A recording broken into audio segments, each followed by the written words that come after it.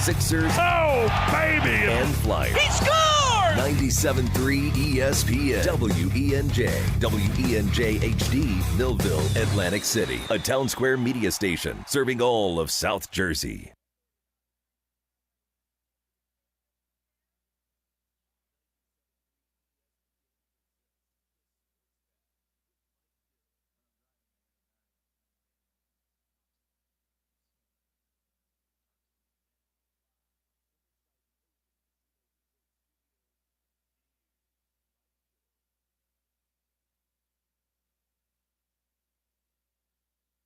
Live on a Thursday, Chickies and Pete's Atlantic City, Tropicana, everybody. What's going on? This is the Sports Bash, live, 97.3 ESPN, the 97.3 ESPN free mobile app, live video, streaming on the X platform, YouTube, at Mike Gill Show. We are busy today. We're on the road at the Chickies and Pete's. We hope it's not for the last time this season. That will be dictated by the Eagles and the Niners on Sunday. We're heavily going to dive into that game today. Football at 4, Andrew DiCecco's here today. DiCecco Joyner, one thought every game. A little Phillies news today. Anybody watch the Sixers last night? The big three. Did you see Nick Nurse's face when he was giving some details on something? We'll talk about that coming up. I'm your host, Mike Gill. Pete G is back. He is my on-site producer. Happy Josh New Year, Henning sir. Is back in the or is it too late for Ocean that? Casino Resort Studios. Well, Larry David said it's too late. Yeah, it's way too late, according to Larry David. Way too late. It was last Saturday was the last day that you could wish somebody a happy birthday. So should we stick to that, or Happy New Year to you? Well, it's the first time I'm seeing you in the new year. Did you get stuck in Florida? I was delayed a little bit. Yeah. With, all that stuff going on. So you were supposed to get back in time, and then you got stuck down there a little extra time. You could get stuck in worse places. That's true. Nice weather down there? Nice weather. And, of course, I got the vouchers for another trip for your inconvenience? Yes. Okay. All right, well, so the Eagles are playing the Niners, as we now know, of course, after everything shook out on Sunday. A couple things. One, this game, here's a question I have for people. Vic Fangio, Kyle Shanahan. Who you got? Who do you think is the bigger, you want that guy on your side? He's calling plays, Vic Fangio's defense, or Kyle Shanahan calling offense? I saw a stat today that Kyle Shanahan's offenses have averaged 19 points a game against Fangio's defenses. It's actually less than that. If you go just with Fangio, because his defenses overall, he scores a little bit more against guys like Jonathan Gannon.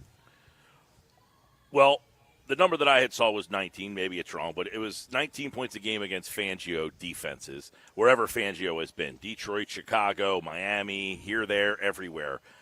And those things are interesting. It's like, is it something about the style of their defense that your style of offense just isn't a good matchup for?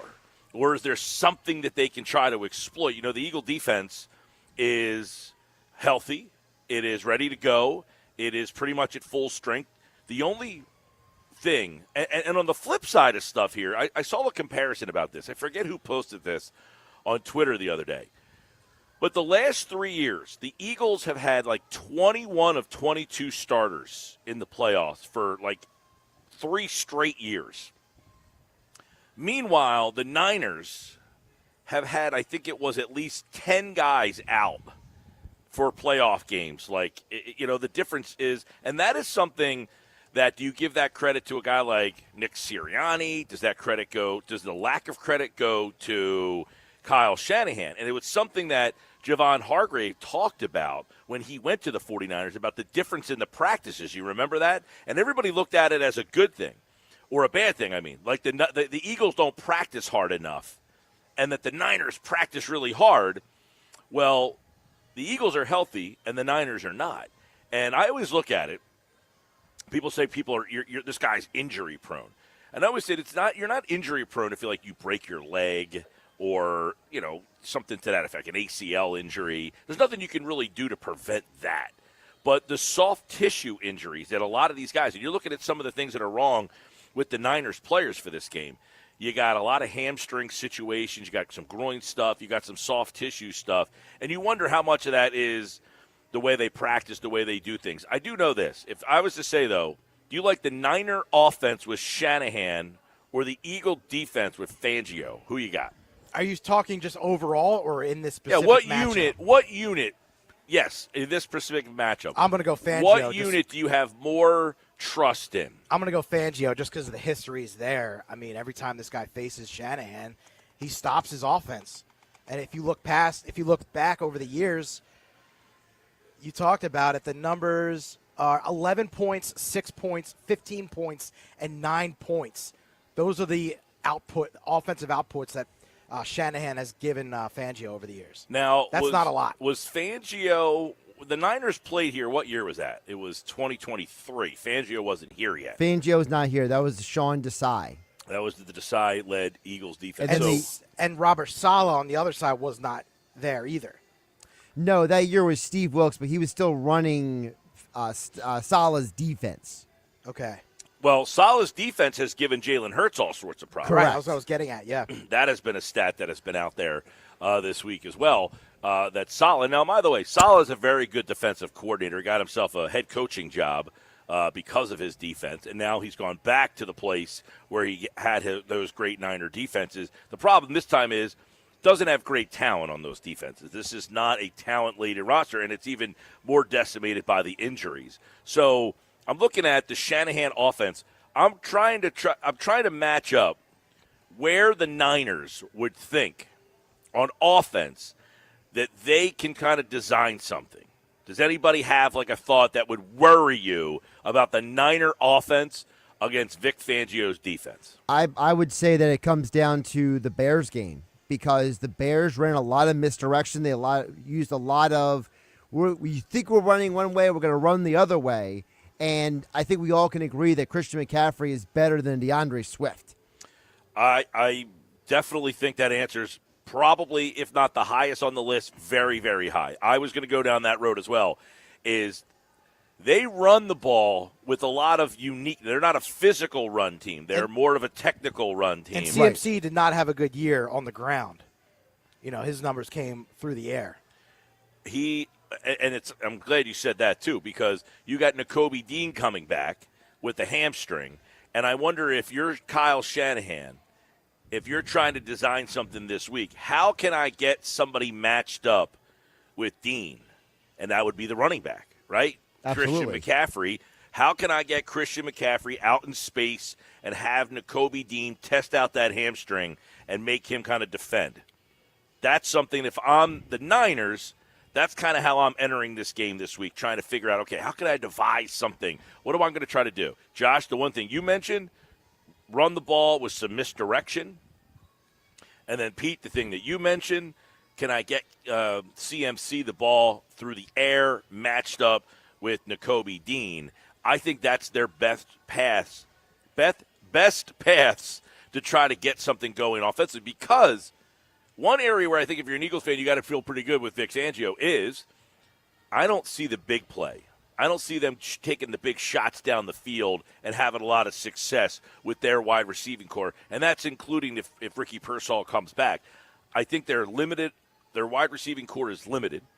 You have the advantages pretty much across the board in the secondary. Correct. So I like that matchup. So to me, this screams of kind of a low-scoring, grind-it-out, rock fight type of game. So thinking about that this morning, it's okay. What is the matchup that I would be worried about the most? It would be McCaffrey in both the run game, misdirection, sweep, that kind of stuff, and then McCaffrey in the short passing game. Which I means think everything which they do, Shanahan has to scheme up. Yeah, but I think I think everything. But to me, doesn't that play in the Eagles' hands? Although, I mean, listen, if you're San Francisco, you probably don't think Philadelphia can score more than 3 touchdowns on you. Right. Right? Sure. Yeah. So let's keep everything short. Let's keep everything simple. Let's not turn the ball over. Let's put the ball in the hands of our best player as much as we possibly can. If it just shortens the game, it runs the clock.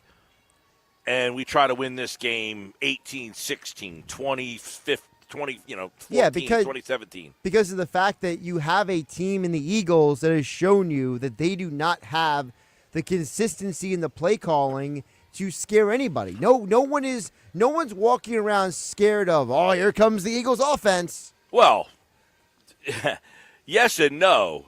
They're not scared of the scheme. They should be scared of the personnel. And that's an odd thing to say, right?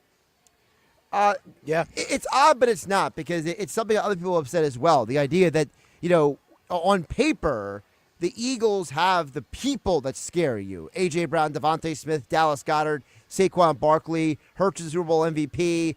But what has happened on the field has not been something that anyone is like, oh, man, watch out for that play or that situation. Yeah, that's what I'm saying. The scheme doesn't scare you, but the personnel does. The ability. Like, they have A.J. Brown. I do get worried about him if I'm Robert Saleh. They do have Devontae Smith. He worries me, but it's how they use those guys that doesn't worry me as much. Now, I will say it is 11 minutes into the show, and one of the big things that we haven't really discussed yet is you have Saquon Barkley in the run game here.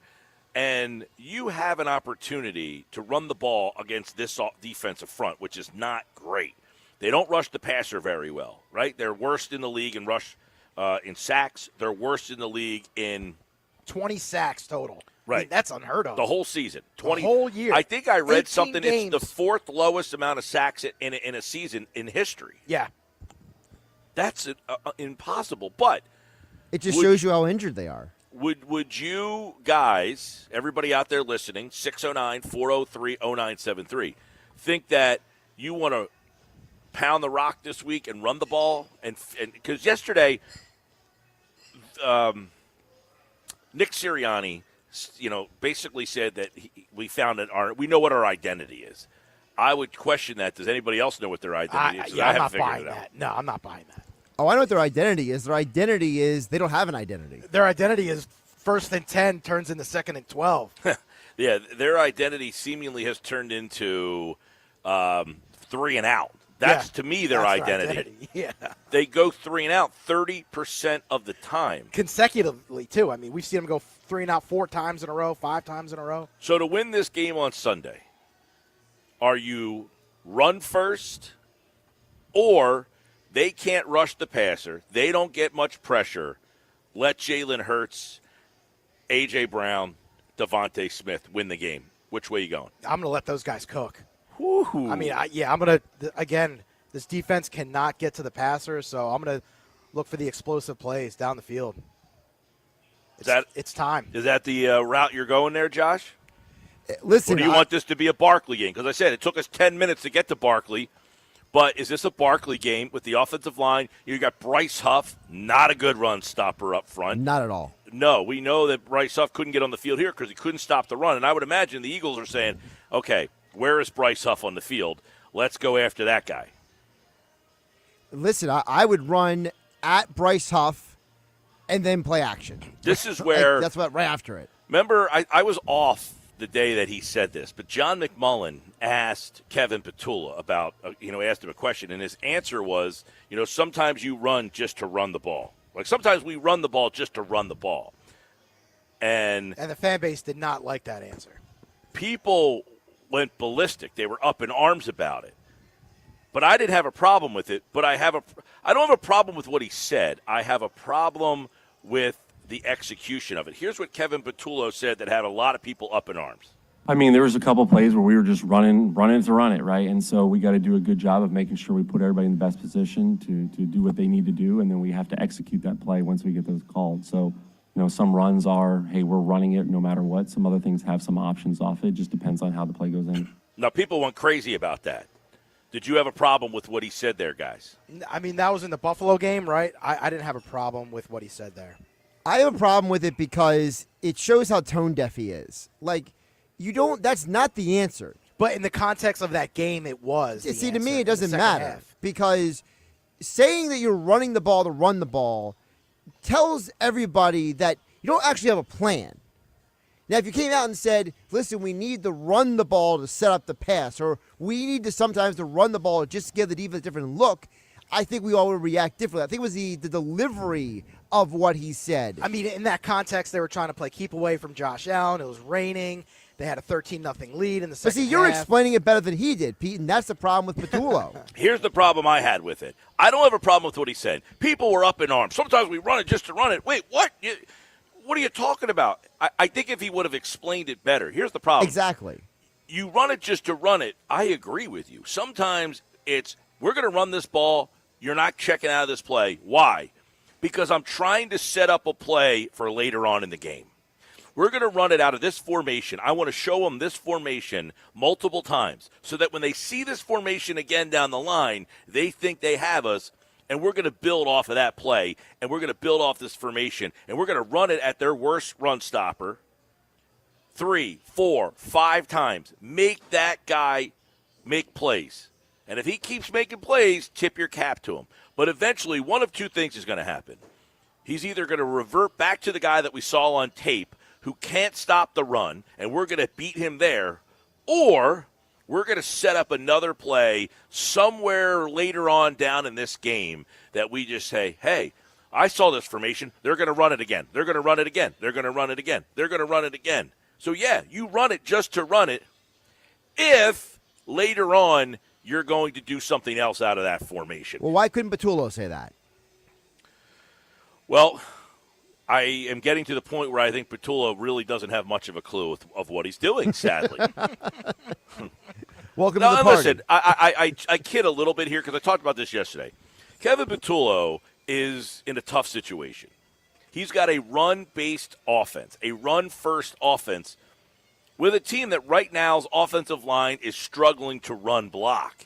It's hard to call run plays when the execution is not there, right? If I say we're going to run the ball on 1st and 10, I hand it off, and Tyler Steen gets pushed into the backfield 2 yards, and we only get a yard on the play, and it's 2nd and 9, now my play is kind of blown up. I was anticipating that call getting me 4 yards, and that changes the dynamic. Now it's 2nd and 6. And that call got 4 yards last year. All the time. 2,000 yards worth. All the time. All right, text board 609-403-0973, 609-403-0973. We'll take a bunch of texts. We're wide open today. All right, a lot of show with you guys out there. Your text messages we'll read and react throughout most of the day. We're going to get into all the stuff that we're kind of talking about. We threw a bunch out there. Shanahan-Fangio, that's one matchup. Patullo-Saleh, I think you got to go Saleh on that side, right? Definitely.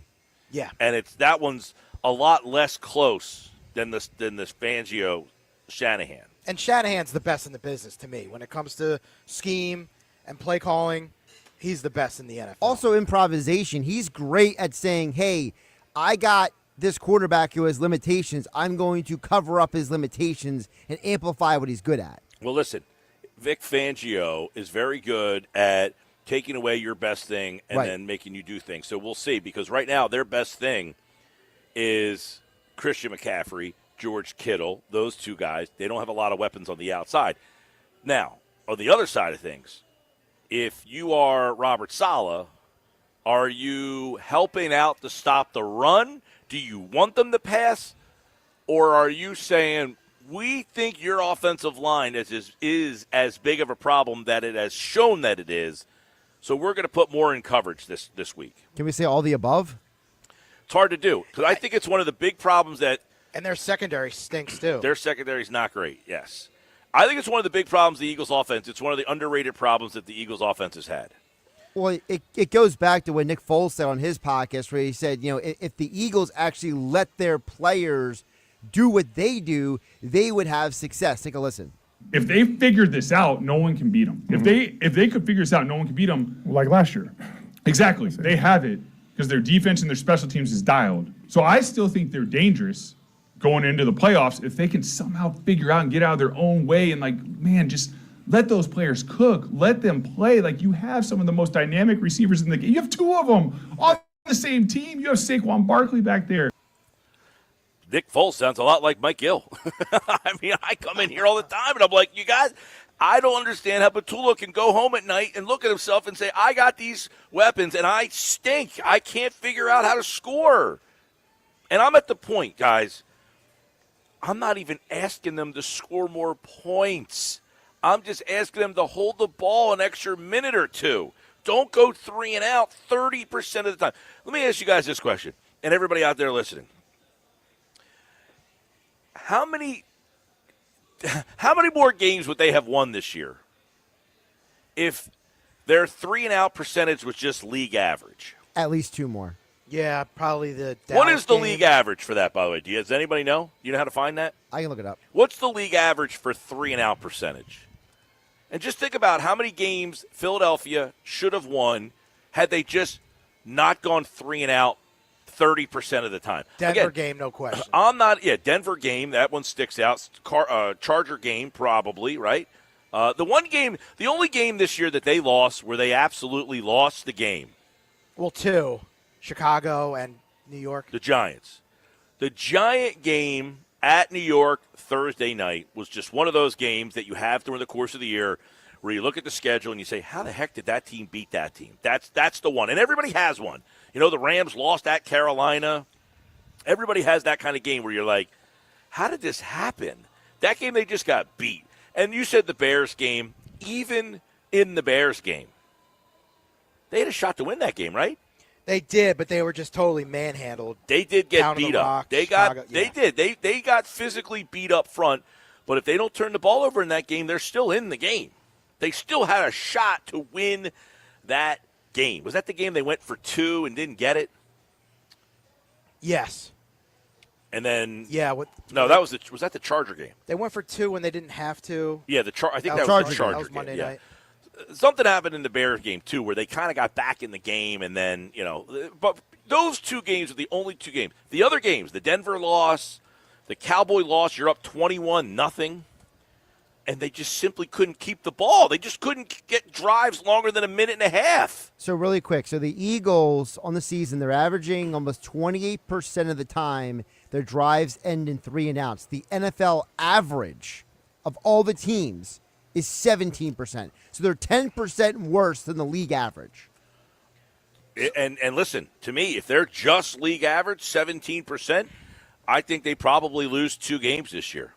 So, like, who on that list are the Eagles near? Like, are we talking like Cleveland bad, Raiders bad? I would say my guess Jets. is guess They're is up going there- to be the they're- Jets. Jets, Yep. Raiders.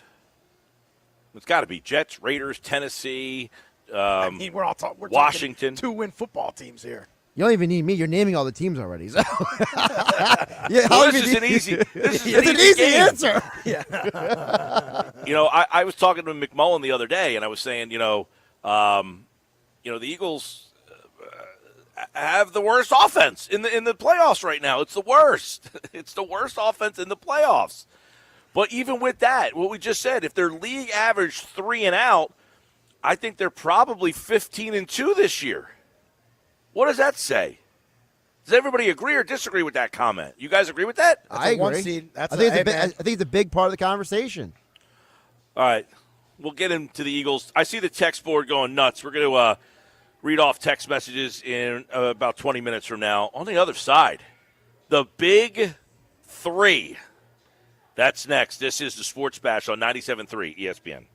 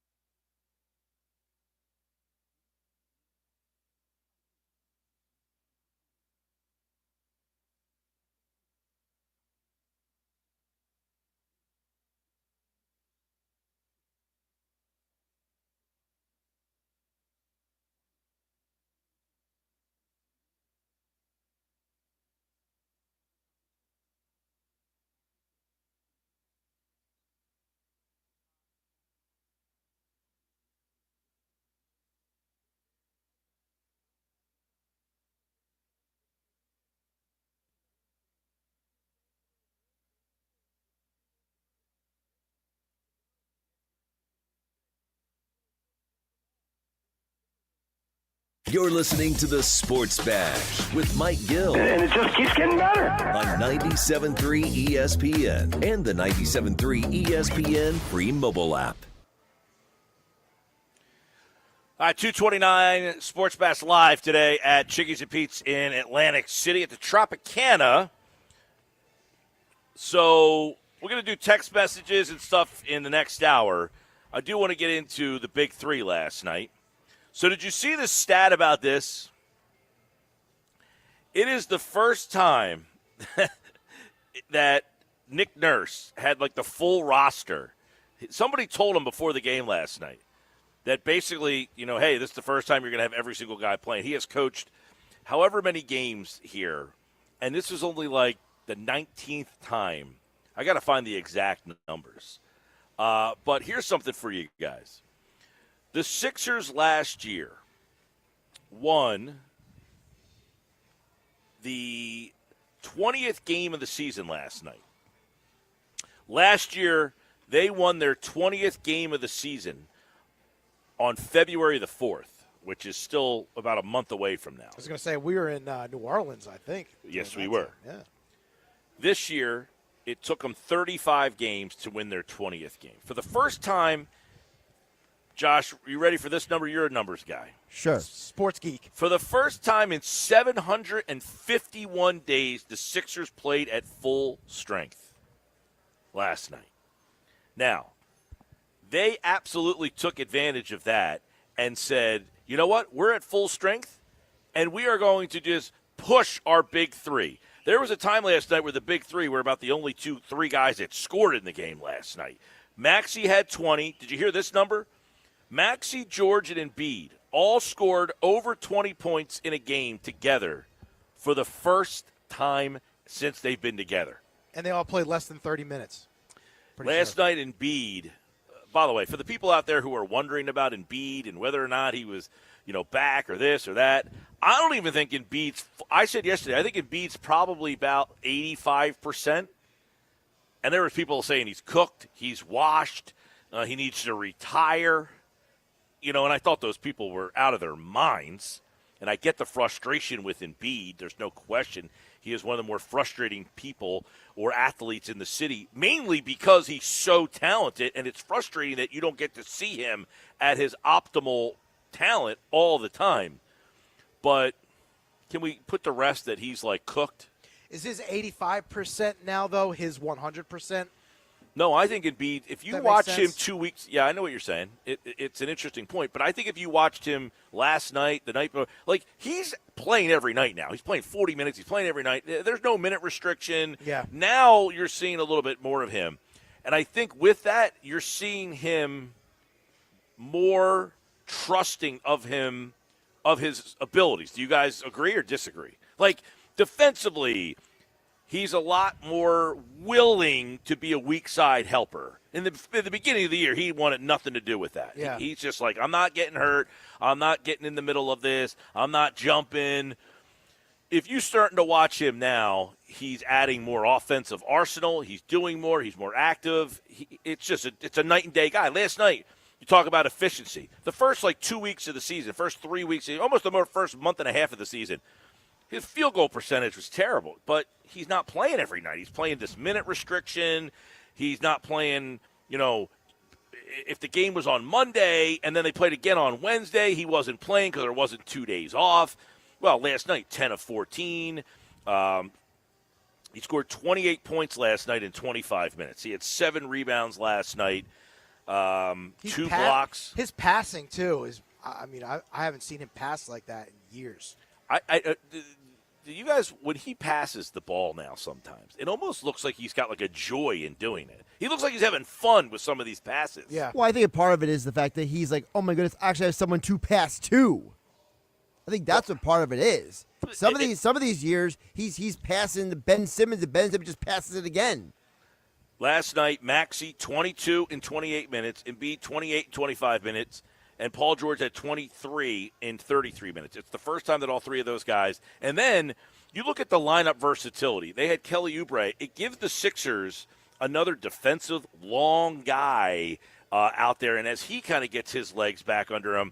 But the Maxey, Edgecombe, George, Barlow, and Bede, the starting unit last night, that to me was the best that game and the game in Dallas and the Knick game were like three of the best games that I've seen them play together. But last night when Nurse was told about how many games he's coached and how many games that he's actually had healthy, the reaction that he had on his face was priceless. According to Adam Aronson from Philly Voice, no Sixers were unavailable for the game last night. According to his notes, he said that was the first time that has happened for the Philadelphia 76ers since December 18th, 2023. It is the 11th time that Nick Nurse has coached a fully healthy team in his 199th game with the team. Are you kidding me? Are you kidding me? But that's where it's like, I hear the stats. I totally hear what you're saying, Mike. But my reaction is, I'm numb, because it's like that's the problem. The problem is this team hasn't been healthy. I think most rational people, not the keyboard warriors on social media, but most rational sports fans, they want to see Embiid out there. They want to see these guys play, but you can't trust this organization to have them out there. So there's a bit of a, okay, I mean, that was cool. That was fun last night, but what does it mean? Like, what does it mean long term? It's a fair question, and I don't know what it means, but I think if you watch them and you say if this team's healthy, and that's always the big if, but they're starting to get a chance to play. When Maxey said it last week, I think they had just beaten Dallas, and he was asked about it, and he laughed at whoever asked the question. I don't remember who the sideline person was, if it was a national game or a local game or what, but he got asked the question, and he said, you got to remember, this is only like the fifth game we've all played together. Like, when he said that, it was such an eye-opener of these guys have only played like 5 games together. The Embiid, George, Maxey, Edgecombe, like that group. And then you throw Oubre back. Now, Oubre obviously coming back from 2 months off. Played 20 minutes last night. Didn't play all that well. I mean, he just kind of was. But his defense, I thought, was a big factor for them. Watford didn't play really. He came in late in the game. But when they get Watford and Grimes into the rotation back to like where they were, you got Quentin Grimes, who, listen, he has been one of the top 6 men in terms of scoring in the league. I mean, he comes in and gives you instant offense. I love what Bona brings you energy-wise and Drummond as a rebounder, but right now Joel Embiid is playing at a level where those guys, they're not getting the time because Embiid's starting to play 35 minutes, and he's playing 35 good minutes again. In this Eastern Conference, if those 3 guys play the way they did last night, if you can keep them healthy, I definitely think there's something there. It's a big what if, though. It's a big what if. It is good to see Embiid, though, playing 5 games in a row. There was something else on Embiid last night that I saw about, the fact that he has played, I think he's played 5 games in 9 days or something like that, like basically suggesting the restrictions are all off on him. Now, the Sixers do have a back-to-back coming up on, I think it's Sunday, Monday. Toronto, yeah. And they play the Raptors both games, so I imagine he'll play one of the games and not the other. And then after that, it's back to, they don't have another back-to-back, because they played a lot of back-to-backs this year already. Way too I many. think they do have another one with Cleveland coming up. So the Yeah, but they're playing Cleveland back-to-back, but not on back-to-back days. Correct. Yeah, so the Toronto Okay, games gotcha. are Sunday, Monday. Cleveland is Wednesday, Friday. Right, but then they have a back-to-back on Monday, Tuesday with Indiana and Phoenix. Then they have another one on Monday, Tuesday with Charlotte and Milwaukee. Who makes and one of these those games on the schedules? road. I know. And then they have another one Clippers, Warriors. on Monday, Tuesday, February 2nd. Yeah, and that Warrior game is the one that we're going to be at. And they're going PG. to lose that game now. I don't know. I'll tell you what. Well, just No, historically, seriously, though. teams on the road back-to-back lose. They're still a good team without Joel I was going to Embiid say, out there. this is the best they have been. And it's not because they're well-equipped at the backup center position. It's because they're well-equipped to win without them. I mean, with Maxey and Edgecombe and George and Grimes, they could score enough. Before, if you didn't have Embiid out there, they can't score. And defensively, they are just a menace. Edgecombe, he is everywhere. VJ Edgecombe, we talk about the process and losing games and what you try to accomplish. VJ Edgecombe is the kind of guy you lose games and say, I hope I end up with that guy, right? You would lose games and get in the lottery. Now, you wouldn't know that in college watching him. He's a better pro than he is a college player. We agree? Yes. I would say the thing about Maxey, right? Well, 100% on Maxey. Well, he was like a bench player in college, wasn't he? Maxey, right. Well, remember, Role player. Maxey also wasn't a lottery pick. Right. So he has exceeded all expectations. And he's the anti-process guy, right? He's the guy who hated the process says, you didn't need to lose games to get Tyrese Maxey. Those guys are more, few and far between. Sure. And on the flip side, you lost a lot of games to land VJ Edgecombe, but you would have never said, I need to lose games purposely because I got to get VJ Edgecombe. Now, this draft had a ton of guys in it. It's been an unbelievable draft class. Cooper Flagg, VJ Edgecombe, the kid you saw last night, Trey Johnson, stud. Knipple. Somebody asked me this question. We actually talked about this on the Trust the Mics pod on Tuesday, which is out. You can check that out. Trust the Mics with me and Michael Kasky-Blomain. VJ Edgecombe or Knipple? Who do you think is a better fit for the Sixers? Oh, definitely Edgecombe. Yeah, I mean, it's tough to say because we're seing Edgecombe in real time with this team. Knipple hits 43% from three. Yeah, I mean, But that's not why I'm saying it's what Edgecombe does on defense has been a total. We have not had a legitimate perimeter defensive player in a long time. Well, and the one thing that you do kind of lack is what Knipple brings to the table. It is a stretch kind of catch and shoot 3-point shooter. But couldn't you find that like at the trade deadline? They haven't found one of those guys since Kyle Korver. Jeez, what do you mean? You find a guy just catch and shoot they have never had. Ilyasova, Bellinelli. You're going back almost 10 years.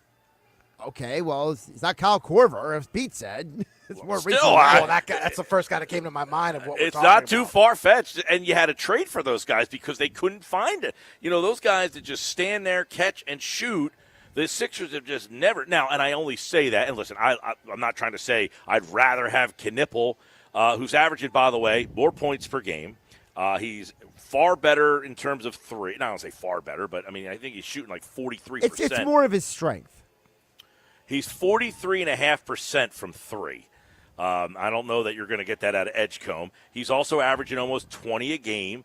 I think he would be a great fit for the Sixers. But your point is valid about Edgecombe's edge. The Sixers needed that. They needed that guy that doesn't matter if he scores 8 points or 18 points. He's a big factor in why they won the game. By the way, when the Sixers had Seth Curry, he was shooting 40% from three. Different type of catch and shoot. He's more of a guard. I'm talking about that stretch. What this team lacks, the guy who sits in the corner, and because Embiid gets tripled, what they wanted Tobias Harris to be. Right. Stand in the corner, catch the ball, and shoot it. And that's you mean what he's job. doing now in Detroit?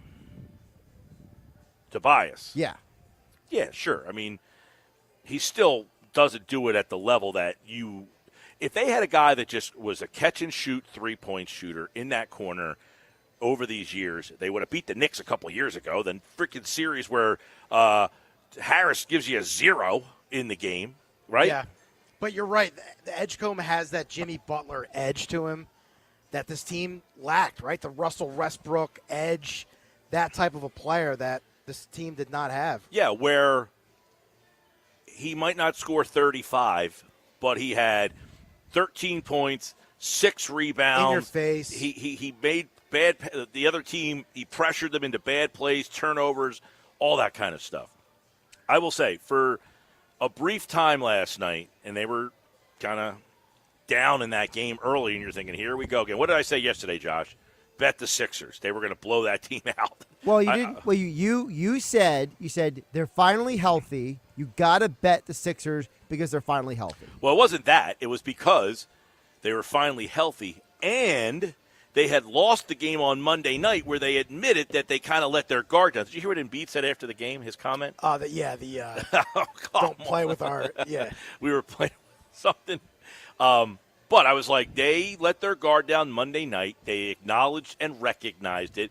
Coach Jimmy Lynam talks about it all the time. That first game after the long road trip, that first home game, is always the worst game. So last night was you're at full strength. You got caught on Monday.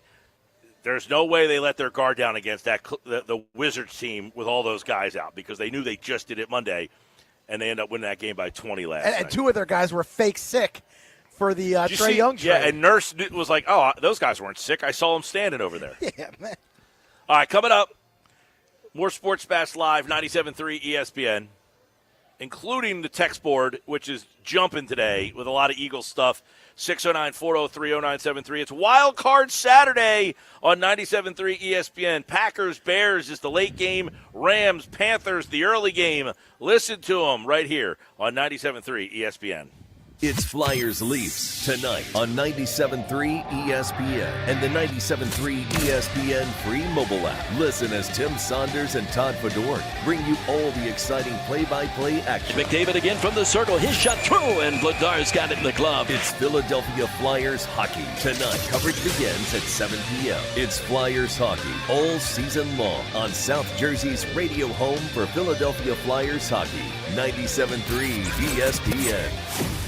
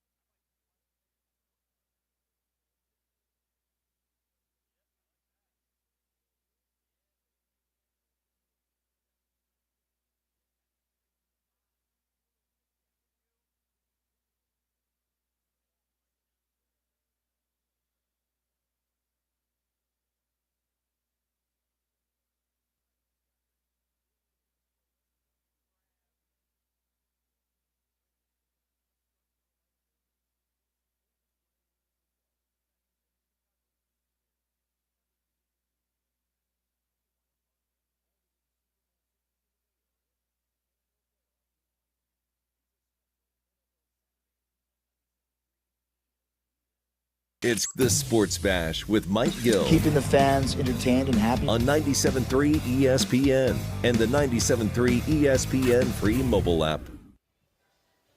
All right, welcome back. Sports Bash Live, Chickies and Pete's. Go where the players go. Now, they're not going to be here to watch the game on Sunday, but you can watch the Eagles and Niners on Sunday. And you heard Wild Card Saturday right here on 97.3 ESPN. We got all the games for you, and you can come on over here and watch them on the amazing televisions inside here. 1, 2, 3, 4, 5, 6, 7, 8, 9, 10, 11, 12, 13, 14, 15, 16, 17, 18, 19. I got like 20 TVs just in my view. Now, there's a whole other room. There's a whole other side of the bar over there. A whole other There's gotta downstairs, right? I don't know, do they do the downs? I actually not. watched a playoff game, Eagles-Saints. What year was that? They lost the game. I think Nick Foles was the quarterback. Was that the that wasn't 2013. okay. There you go. Sounds about right. Chip 2013. Kelly's first year. Yep, I think that's the game. They lost the game in Philadelphia. Remember the whole thing was the Saints can't win a game on the road outside. Outside the dome. Well, I was here watching that game downstairs. They got that downstairs area is great. I don't know if it's open in the off season though, but they got, as I just said, 25 televisions within my eyesight, and we are sitting on the far side of the bar. So the other side has tons. All right, 609-403-0973, 609-403-0973. We got a lot of text messages here. What do we got? All right, let's kind of get some of these in here, but let's start with one text which I missed is Christian McCaffrey and Kittle. That's how San Francisco can win on offense. Eagles should win by 10 if Sirianni can't get his offensive coordinator under control. Well, I think if the Niners win, it's because you couldn't stop McCaffrey and you couldn't stop Kittle in terms of keeping drives alive. I think if it's third down and 4, that's a bad spot for you because you got to be accounting for Kittle, short stuff over the middle. That guy's absolutely right. If those two guys had a big day, you lost, most likely. Unless they had a big day yardage-wise up and down the field, and the Eagles defense kept them out of the end zone. Right. That's essentially what you're going to have to do. Those guys can have 130 yards if they don't get into the end zone, and you're kicking a lot of field goals. Because I don't think Juwan Jennings and I don't know if Pearsall's going to play. Any update on them today? I haven't seen Pearsall practicing yet. Well, look at Week 18. I mean, they lost 13-3 to Seattle. They didn't have anything going. And Seattle's defense, we talked about it yesterday, is probably as good, if not a little better, or a little worse. I mean, it just depends on who's playing well that day. But if they couldn't do much, now they played Seattle early in the year. Did they play them in the opener? San Francisco played them the first week of the year, yes. And it was like 17-13. Now that's so far ago. I don't know how much stock you put into that game.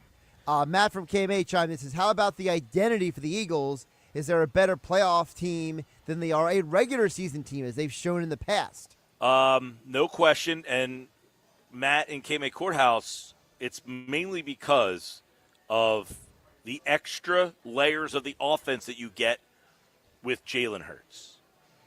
He'll run the ball in the playoffs that he won't run in the regular season. He'll take more chances with his legs.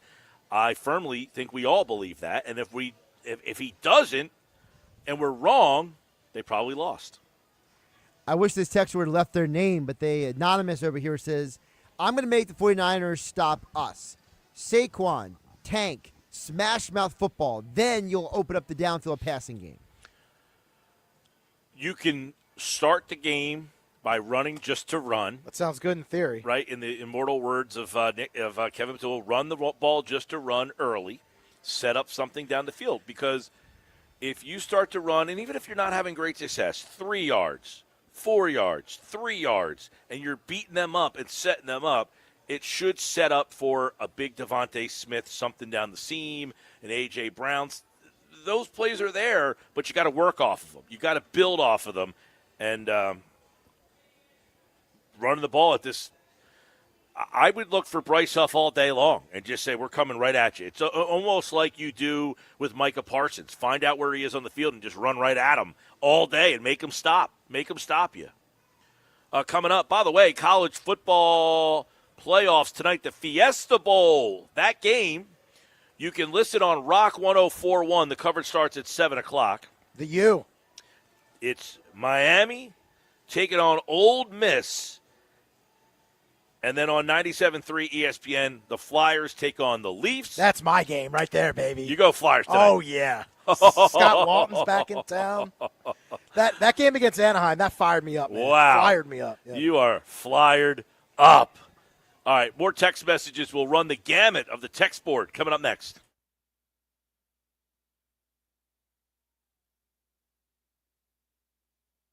It's the wild card round as the number 3 seeded Eagles host the 6 seeded San Francisco 49ers at the Link. Don't miss a single snap with the legends, Merrill Reese and Mike Quick, calling all the exciting playoff action. Here comes the rush. They've got him! Coverage begins this Sunday with the pregame at 3 p.m., followed by kickoff at 4:30. The playoffs live here. 97.3 ESPN, South Jersey's Eagles playoff station.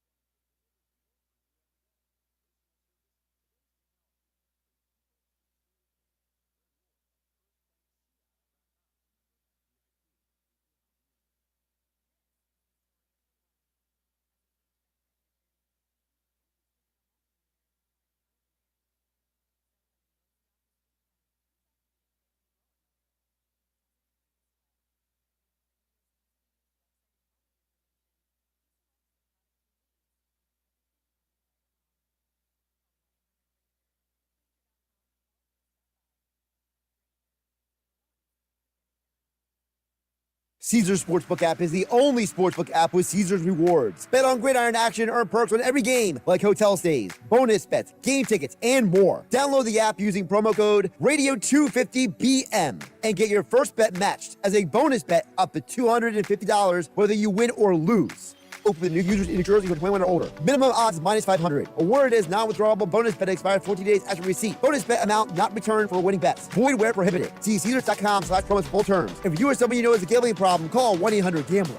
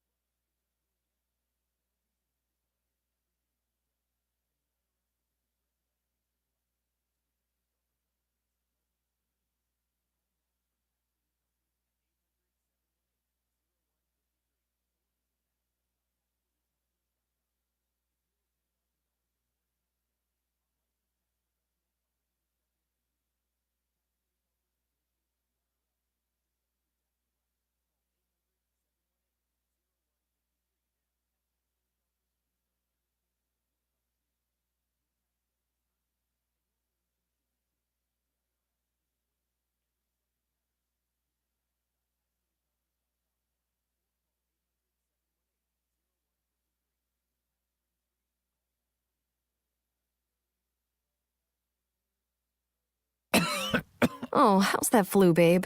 Did you take DayQuil Intense Flu yet? Nah, I got this. Ugh, okay, I don't got this.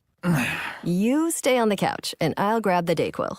Undo your flu symptoms with DayQuil Intense Flu. DayQuil Intense Flu provides powerful relief of your flu symptoms. I'm ready for that to-do list. Wow, you do got this. DayQuil Intense Flu. The daytime coughing, aching, fever, under your flu, medicine. Use as directed, keep out of reach of children.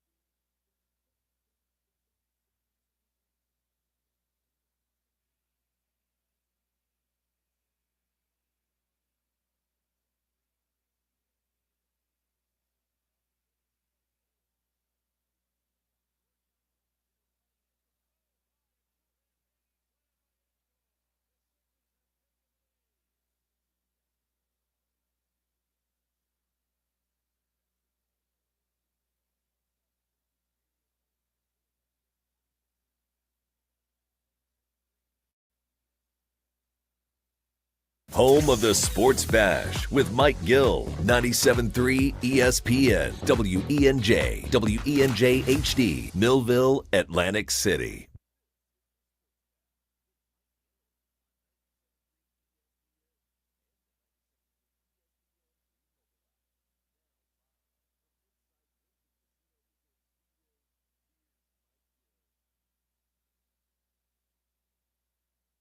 All right, 3 o'clock, Sports Bash Live, 97.3 ESPN, the 97.3 ESPN free mobile app. You can watch the show, live video streaming on the X platform, formerly Twitter, and on YouTube, at Mike Gill Show on a Thursday.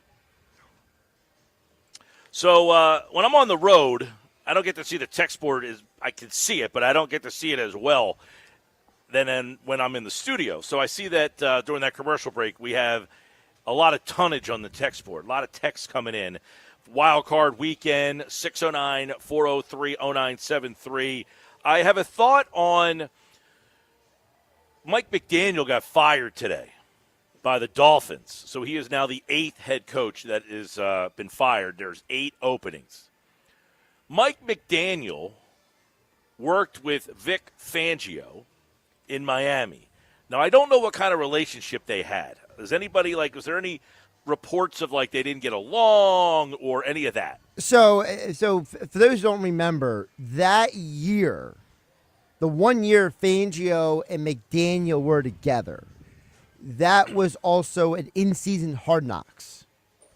And it was kind of an ongoing, narrative, shall we call it, that Fangio wanted nothing to do with the Hard Knocks that year, and that the players were, shall we say, it was almost like a running joke that Fangio was too busy working to actually be part of the documentary. Well, he hasn't been on this Hard Knocks at all either. He has not. If you've noticed that pattern, and so we did see Jeff Stoutland.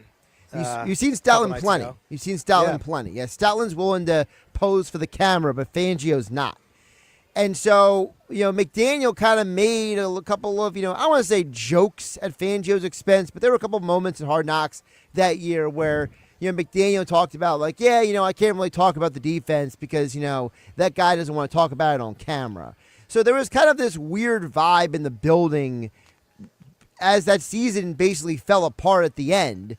Fangio was there, then he was not really fired, maybe let go, mutual parting of the ways. So it was a very weird end to their relationship down there. Well, I would say if they had a good relationship, a couple of years ago, 2022, the Eagles brought Fangio in to consult them. Now, there was a lot of reports that he was there to consult the offense, not the defense.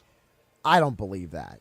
Well, regardless, it's not unprecedented to bring a guy in to consult. I'm Correct. not saying that Mike McDaniel can be brought in to run the offense on Sunday, but could you call, if you're Vic Fangio, could you call him and say, hey, Mike, our offensive coordinator is kind of having a tough one. You think you want to come down to some of our practices this week and maybe help him with a couple of, I'm not asking for much, maybe 2 pass plays. Well, it goes back to the comment that has been mentioned by guys like, Nick Foles and Chris Long, 2 former Eagles, where they say, why can't you get somebody on a Zoom call? Just have a conversation. Well, McDaniel's not doing anything now. He just got fired. Can you get him to stand on the practice field tomorrow? You could do that. And just say, hey, can you install 2 pass plays? I'll even need you on the practice field. Go on, get on a Zoom call. We'll video you the whole practice. Well, listen, for him to come down, hey, is there a couple things that you do really well to get the ball to Tyreek Hill? Is there a couple things that you do really well to get Waddle open? Because that's an offense that has 2 good wide receiver. I know Hill was hurt this year, but I'm talking about in the life of during that tenure. The Dolphins' problem has not been their offense generally. Their defense has been terrible, and that's with Fangio, by the way. I don't think it's wild to say in today's world that you could do that. The guy's fired, come on down here and help us out down the stretch here. Now, McDaniel's not the right fit for this team, says Evil Empire. He's too feminine. No, that's ridiculous. I don't care that's if it's a dumb it comment. could be a woman who's coming up with the play for all I care. If she's smarter than Petullo, get her out there. Listen, I don't want to speak out of turn here, but McDaniel, his problem is not that he's feminine. Okay, he's weird, he's odd. for all I know, he might have some sort of, mental, issue that he's dealing with, but I don't think that's the issue. Who cares?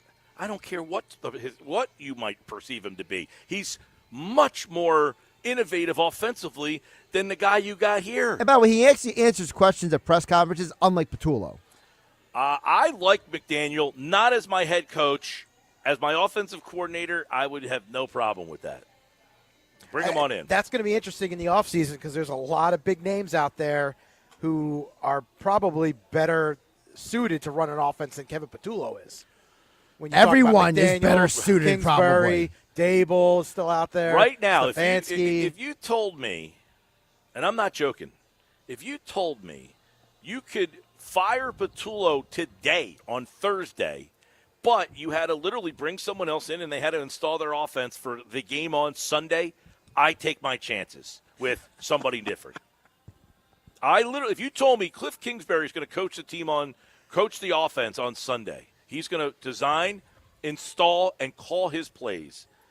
Kingsbury, Daboll, Mike McDaniel, I'll hand them capri pants and they can call the plays.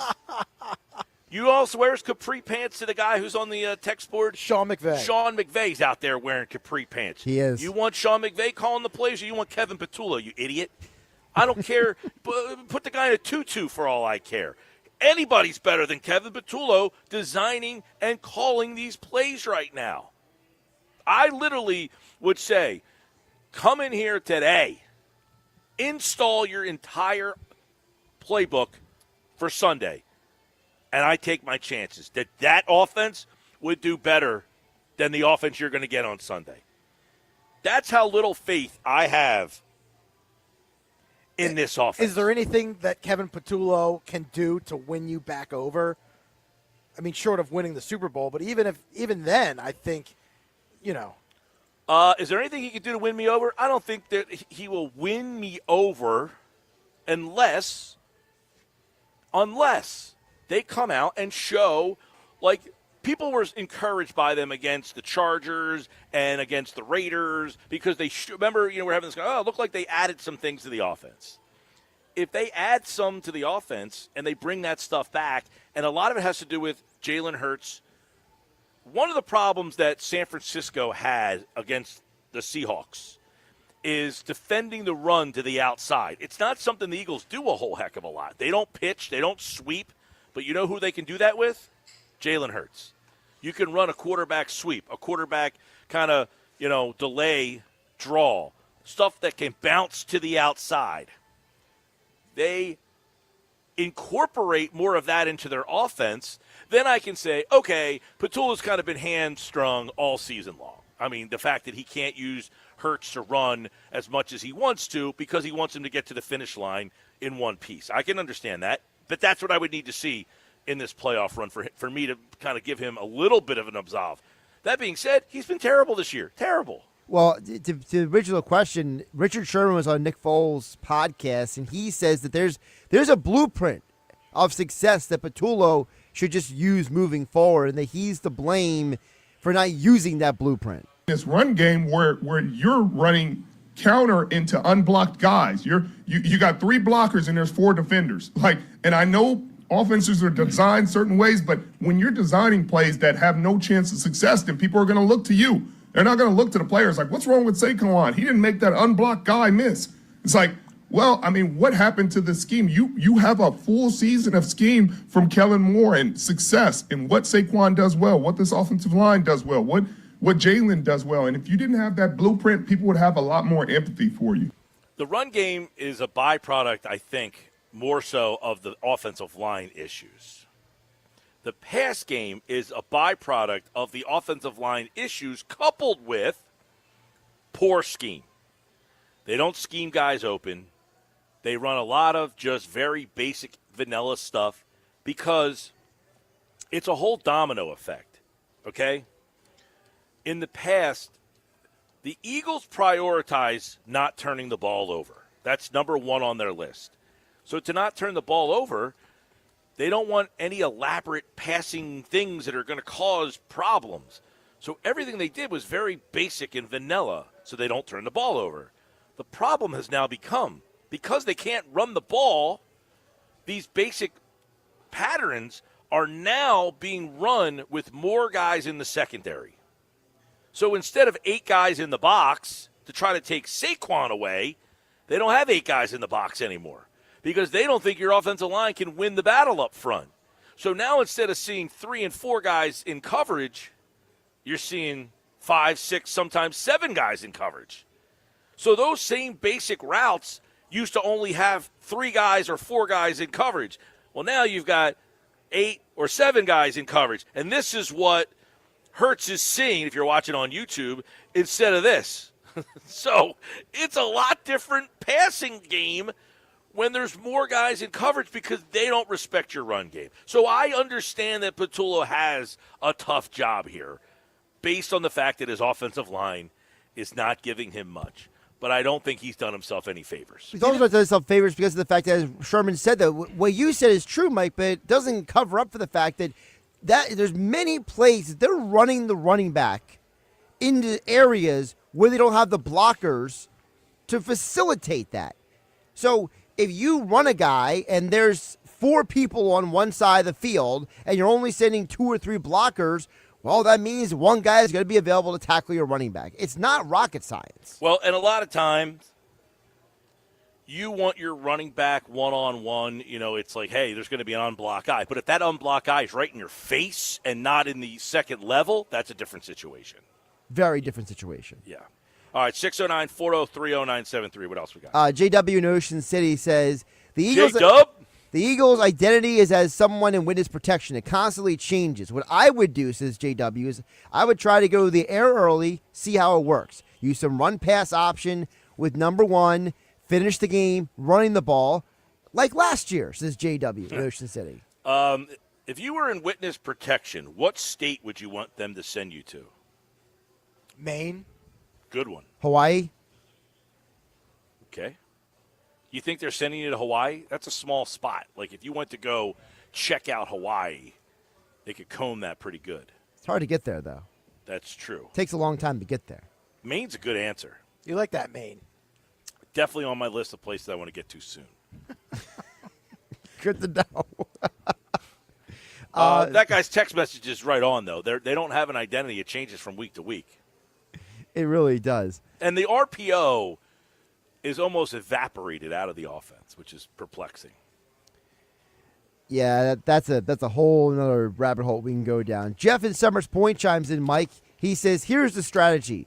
Barkley left, Barkley right, Hurts up the middle. Niners can't stop the run. That will open up the deep shots. Key in on McCaffrey defensively. Let DeJean lock in on George Kittle, and then the Eagles can win by 10, says Jeff in Summers Point. Jeff, I don't think you're wrong. Bryce Huff up front, not great. They just he's their best pass rusher. You're going with Eric Kendricks. I honestly don't know who else is playing linebacker for them this week because are you available, Mike? Probably not at this stage. Gotcha.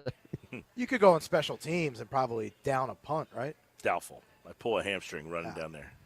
But I know they signed Kaiser White, but I don't know if he's active or what. But Bryce Huff, they got Alfred Collins, I know, is one of their tackles in there. I don't know who else that really of substance they have up front. They've lost Bosa. Fred Warner. Fred Warner's probably out at least another week. They just lost Bethune in the game on Saturday night. I mean, their defense is just limited. Decimated. It's a mash unit. Yeah. And by the way, Seattle only scored 13 points against them. So even with their defense being banged up, it is Robert Saleh's a good coach. No, I'm saying their scheme is very good, is what I'm getting at. They don't have a great players right now, but he does. My point is, they only gave up 13 points against the number 1 seed a week ago. So what's to make you feel like your offense is going to come out and just start firing all cylinders? They gave up 13 points to them last week. Phil and Brigantine chimes in. Mike says, Mike, the Eagles have 3 skilled players in Barkley, Smith, and Brown that have all gone over 1,000 yards. It doesn't correlate to how inept they have been offensively. The players obviously produced, but the offensive production is not there. Please explain, says Phil and Brigantine. I don't have an explanation. When I heard that Barkley had 1,000 yards, I was shocked, number one. I know he came on a little bit late, but he still never had like a breakout moment or game. I know he had the one longer touchdown. What game was that? Later on in the year. Was it against Buffalo? Did he have something against Buffalo? Was that? I don't know. He had a long run, but it wasn't like a 70-yard run. No. Are you talking about the Chargers game when he went up the left side? Yeah. Was that it? The Chargers game on a lot Monday of these Football. games late in the year all ramble together. But, yeah, Barkley did not have a moment. I talked about this. Let me ask you guys this question. The Philadelphia Eagles 2025 season, can you come up with 3 memorable moments? I have 3, but only one really stands out. The blocked field goal That's against the Rams. Number one. That's got to be the number one. That's the only one Everybody's list. that I think that if I ask this question, text in the memorable moment from the 2025 season. That is probably the only one people would be able to text in. Is there any other moment? I mean, if you want to go with the DeJean interception for a touchdown, sure, that's one. There's basically here's my 3 that I thought of. The field goal block against the Rams, return for a touchdown, right. Jordan Davis. Yep. The next week, the first drive of the game, they blocked the punt against Tampa. Right. And return that for a touchdown. And the last one is they blocked the extra point against the Bills. The only 3 moments I could think of the whole year are all special teams That moments. was Sidney Brown who had that tutty, right? The block punt, yeah. Yeah. The only 3 moments I can think of the whole season are all special teams moments. That's bad. Right? And is there something discernible that I'm forgetting? I mean, the year before, the Super Bowl years, I can go back to 2017. I remember like the first play of the year against Washington, the first game of the year, against Washington, where Carson Wentz spins out. He goes out into the pocket, out of the pocket, and he throws it down the field to Aguilar, and Aguilar catches that ball, and that set up the whole season of Aguilar in the slot catching passes and reversing field and getting up the field. I mean, in that year you had the 63-yard field goal that really stands out. I mean, you had Barkley last year jumping over the Jacksonville defender. You had every single Barkley 60-plus yard touchdown run. I mean, there were so many memorable things that you could point out from last year's run. This year, I mean, do you throw in there the Jalix Hunt interception for a touchdown? Yeah, that was recent, right? That was the Vikings game. Oh, that was the Vikings game. if you can't remember when it was, it's not a big enough. Yeah, Pete just answered the question. Yeah. What else we got? We got Paul in Millville chimes in. He says, if it walks like a duck and quacks like a duck, then the offense is a duck. Anyone who says this offense is going to magically flip a switch, whether they've been holding back for the postseason, you are sadly mistaken. Give me the 49ers to win the game, and then we can get into one of these great arguments about who's available the offseason for OC. Well, listen, I don't know that they have to flip a switch per se. Jalen can flip a switch, right? He's a big game quarterback. You don't have to flip the switch per se, the whole offense. They don't have to come out and score 28 points. As I said earlier, I'm not even asking you to score more. I'm just asking you, can you get a first down? Can you not go 3 and out? Can I get a couple drives where I just go for 3.5, 4 minutes and keep the ball away from the other team and keep my defense off the field? I'm not asking you to even score more. And some of that could be Jalen on 3rd and 7 takes off and gets a first down. Jalen on 2nd down and 9 sees a little opening and takes it and extends the drive another 3 plays. That's all I'm really asking for. I'm not asking for to discover plutonium by accident here. That's a Back to the Future. Yes, it is. Nice, Paul. Oh, see that? I was thinking Seinfeld. Oh, I went Back to the Future. Costanza and Jerry, I forget what episode that is, but that's a Costanza line too. That is a Costanza line. You are correct. Back to the Future came first, though. I was watching that on during the holidays. Brandon in Dennisville says, I hate the new coordinator, but unless we miraculously go on and win the Super Bowl because of the offense, Patullo absolutely has to be gone. I agree with you guys. I welcome the quirky, capri-wearing McDaniel with open arms to Philadelphia, says Brandon in Dennisville. He can wear my capris. You own them. I mean, I have them on right now. Oh, yeah, you do have them on right now. How about that? Shanahan wears capris, too, I think. They all do. All those coaches do. The whole coaching tree wears capris. Well, that's part of anybody that can design a play, apparently. It's actually part of one of the chapters in the book, The Why Is Everything, about that whole coaching staff's history together, about how they used to show up to practices during the 2012 Washington season all wearing the same pants. I think Sirianni, I don't know that his aren't as short as the other guys, but he wears similar. Mine aren't actually capris. They're just pants that are they cuffed at the bottom. They're cuffed at the bottom. Yeah. But I'm a little warm in here, so I pulled them up a little bit. Yeah. But Sirianni wears similar type of style of pants, and I'm sure that guy Evil Empire would say he doesn't like Sirianni, so that makes sense. Jeff and O should say, let's wrap it up with this one. He says the highlight of the season was raising the banner opening night and beating Dallas. He's not wrong. Even though the team didn't even come out for it. They decided to totally ignore it. That's a moment in the season. You were up 21-0 and blew that game. Oh, yeah, you're going the other way. Well, I mean, some of the most memorable moments are ones that you are forgetful. Right? I can remember that. You blew a 21-point lead against the Cowboys. Just think about that. You're up 21-0 against a team that didn't make the playoffs, and that cost you the number 2 seed. We should be more mad about those moments than them sitting guys in the game on Sunday. Listen, to me, the 2 games you should have won, you could have won, it would have made a difference. And I had people arguing with me about it this week. I said Denver? It was the Denver game and the Cowboys game. And the Cowboy game. You have a lead. You should win the game. If you win those 2 games, it doesn't matter if you start or sit people in the last game of the year. Yeah, I agree. 609-403-0973. More text messages on the other side. You guys are doing a good job today. By the way, the Phillies... We have some breaking Phillies news, actually. ...have agreed to 1-year contracts to avoid arbitration with Tanner Banks, Joan Duran, Jesus Luzardo, Alec Boehm, Edmundo Sosa, Bryson Stott, and Brandon Marsh. All of those guys are back on... they avoided arbitration. What's the breaking news you got? The Phillies have a meeting set with Bo Bichette. Whoa! In the coming days, and that's they are nugget. interested. Yeah. That's a nugget right there. That's a Pete's Pizza. Yeah, Matt Gelb is reporting that. The Phillies have a meeting with Bo Bichette in the coming days, and as circumstances this offseason have changed, so has their interest level in the star infielder. That according to Matt Gelb. That's a bombshell, actually. You know what?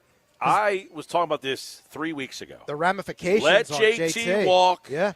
Now, they got the trade. The arbitration for Boehm was how much? 10.2? 10.2, yeah. 10.2 plus the money that you offered Real Muto.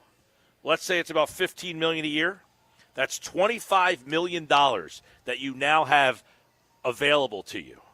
And maybe you trade Stott as well, and you play Boehm at second. Not Boehm. Bichette at second, and then you play Kemp at third. That's something because the money that I don't know how much did Stott get in his arbitration. 5. Okay, five. that's 5. Yeah, that's the number that I was hoping for. $25 million plus his 5. That's $30 million. Bo Bichette, you interested in a $30 million a year deal? Plus the money off the books next year with officially Castellanos, Taiwan Walker. Yep. That's $38 million, by the way, next year you're getting free. All right, more Sports Bash coming up, 97.3 ESPN. We're live at Chickies and Pete's in Atlantic City at the Tropicana. Listen to the NFL Wild Card Round. The Wild Card Round of the NFL playoffs kicks off with a special Saturday doubleheader. Hi, this is Scott Graham. Join me and the rest of our Westwood One crew for all the action. First, the Los Angeles Rams take on the upstart Carolina Panthers. Then it's the oldest rivalry in football when the Packers head to Chicago to face the Bears. Coverage begins at 4 p.m. Eastern. From the Wild Card Round all the way to Super Bowl 60 in the Bay Area, the NFL playoffs are right here. It's a special NFL Saturday on 97.3 ESPN.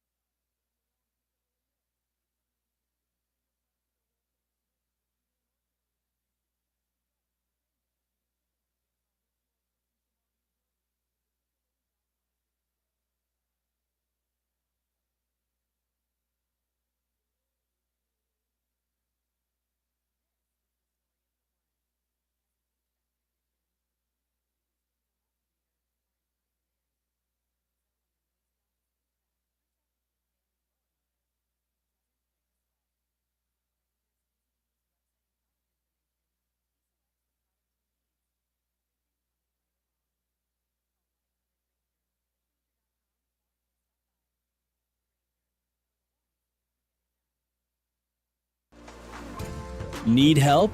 Give help. The Branch's outreach in Rio Grande offers food, personal care items, and support to people facing homelessness or hardship in Cape May County this season. Food insecurity is a growing concern right here in Cape May County, and for many families, one unexpected expense can make it harder to put food on the table. At the Branch's Outreach Food Pantry, we provide reliable access to nutritious food for individuals and families facing food insecurity with dignity and respect. This year alone, our pantry has served over 12,000 family members, and the need continues to grow. The Branch's Outreach is privately funded through donations from our community, and support is needed year-round to keep shelves stocked and doors open. Groceries for the pantry can be dropped off at 3401 Route 47, Unit AJ between 9 a.m. and 12 p.m. Monday, Wednesday, Friday, and Saturday. To learn more, get involved, or make a donation, follow us on Facebook or visit thebranchesoutreach.org.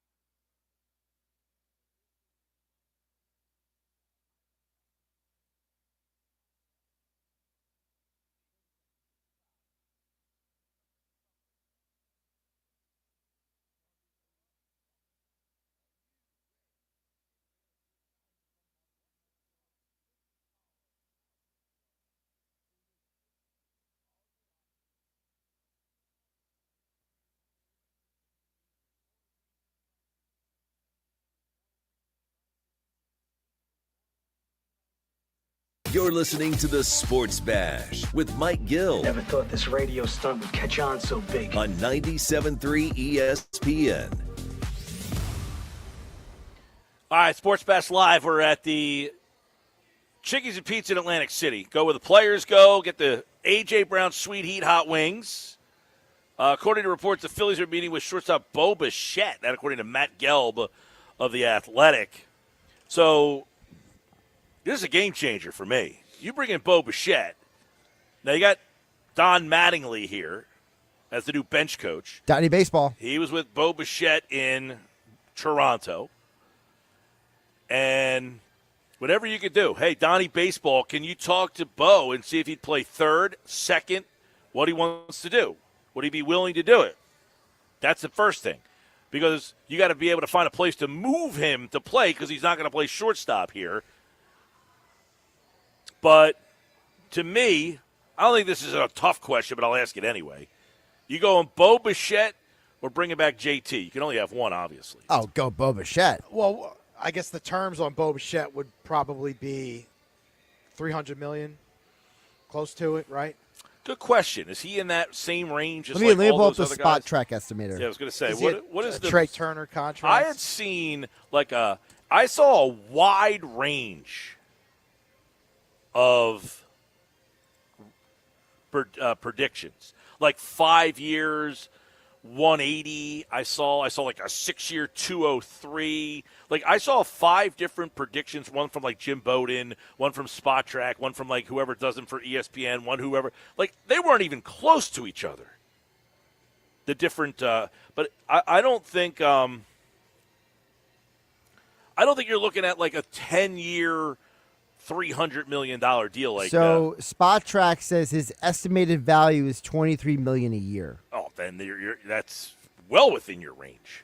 $23 million, you don't even have to trade Stott. I'm thinking 30. I'm trying to clear out $30 million. $23 million, JT, thank you for your service. Bohm, it's been nice knowing you.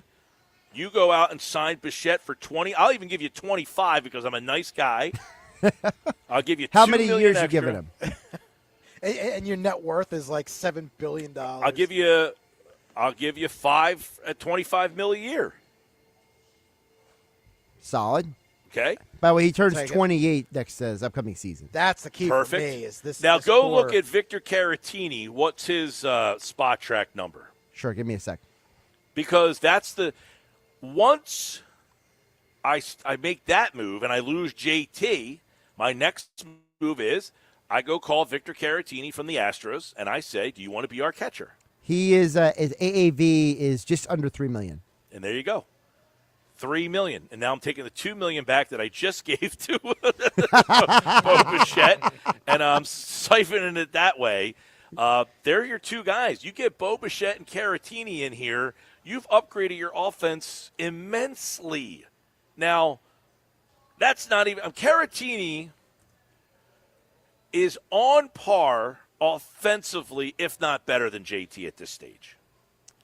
I would say he is definitely better at this stage. He's that's much fair. more reliable. He's a 240, 12 home run kind of guy, just like JT Realmuto is.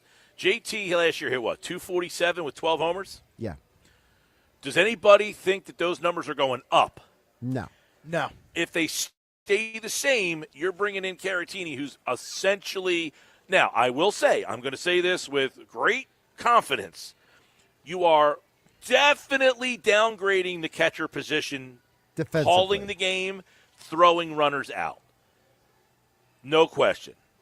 And JT has an intimate knowledge of Zach Wheeler, Aaron Nola, Jesus Luzardo, Taijuan Walker, if that even matters to anybody. I'm sure he's worked with Andrew Painter at least a little bit, more than Victor Caratini has. That being said, Sanchez. Christopher Sanchez. That would be a loss in that department. Now, that being said, Rafael Marchand has been around these guys. He's doesn't have the same gravitas, right, as JT does.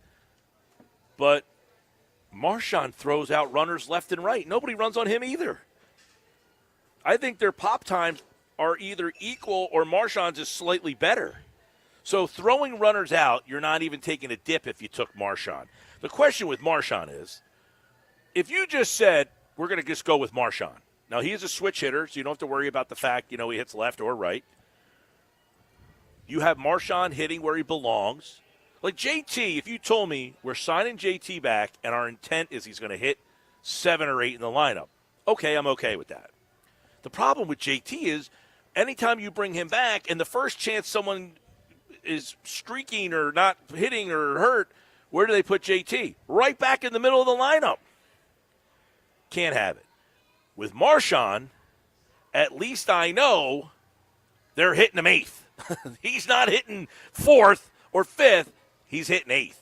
So I would even take Marchand and Bo Bichette over bringing back JT and Bohm. And the fact that this is now out there, it's public info that they're meeting with him.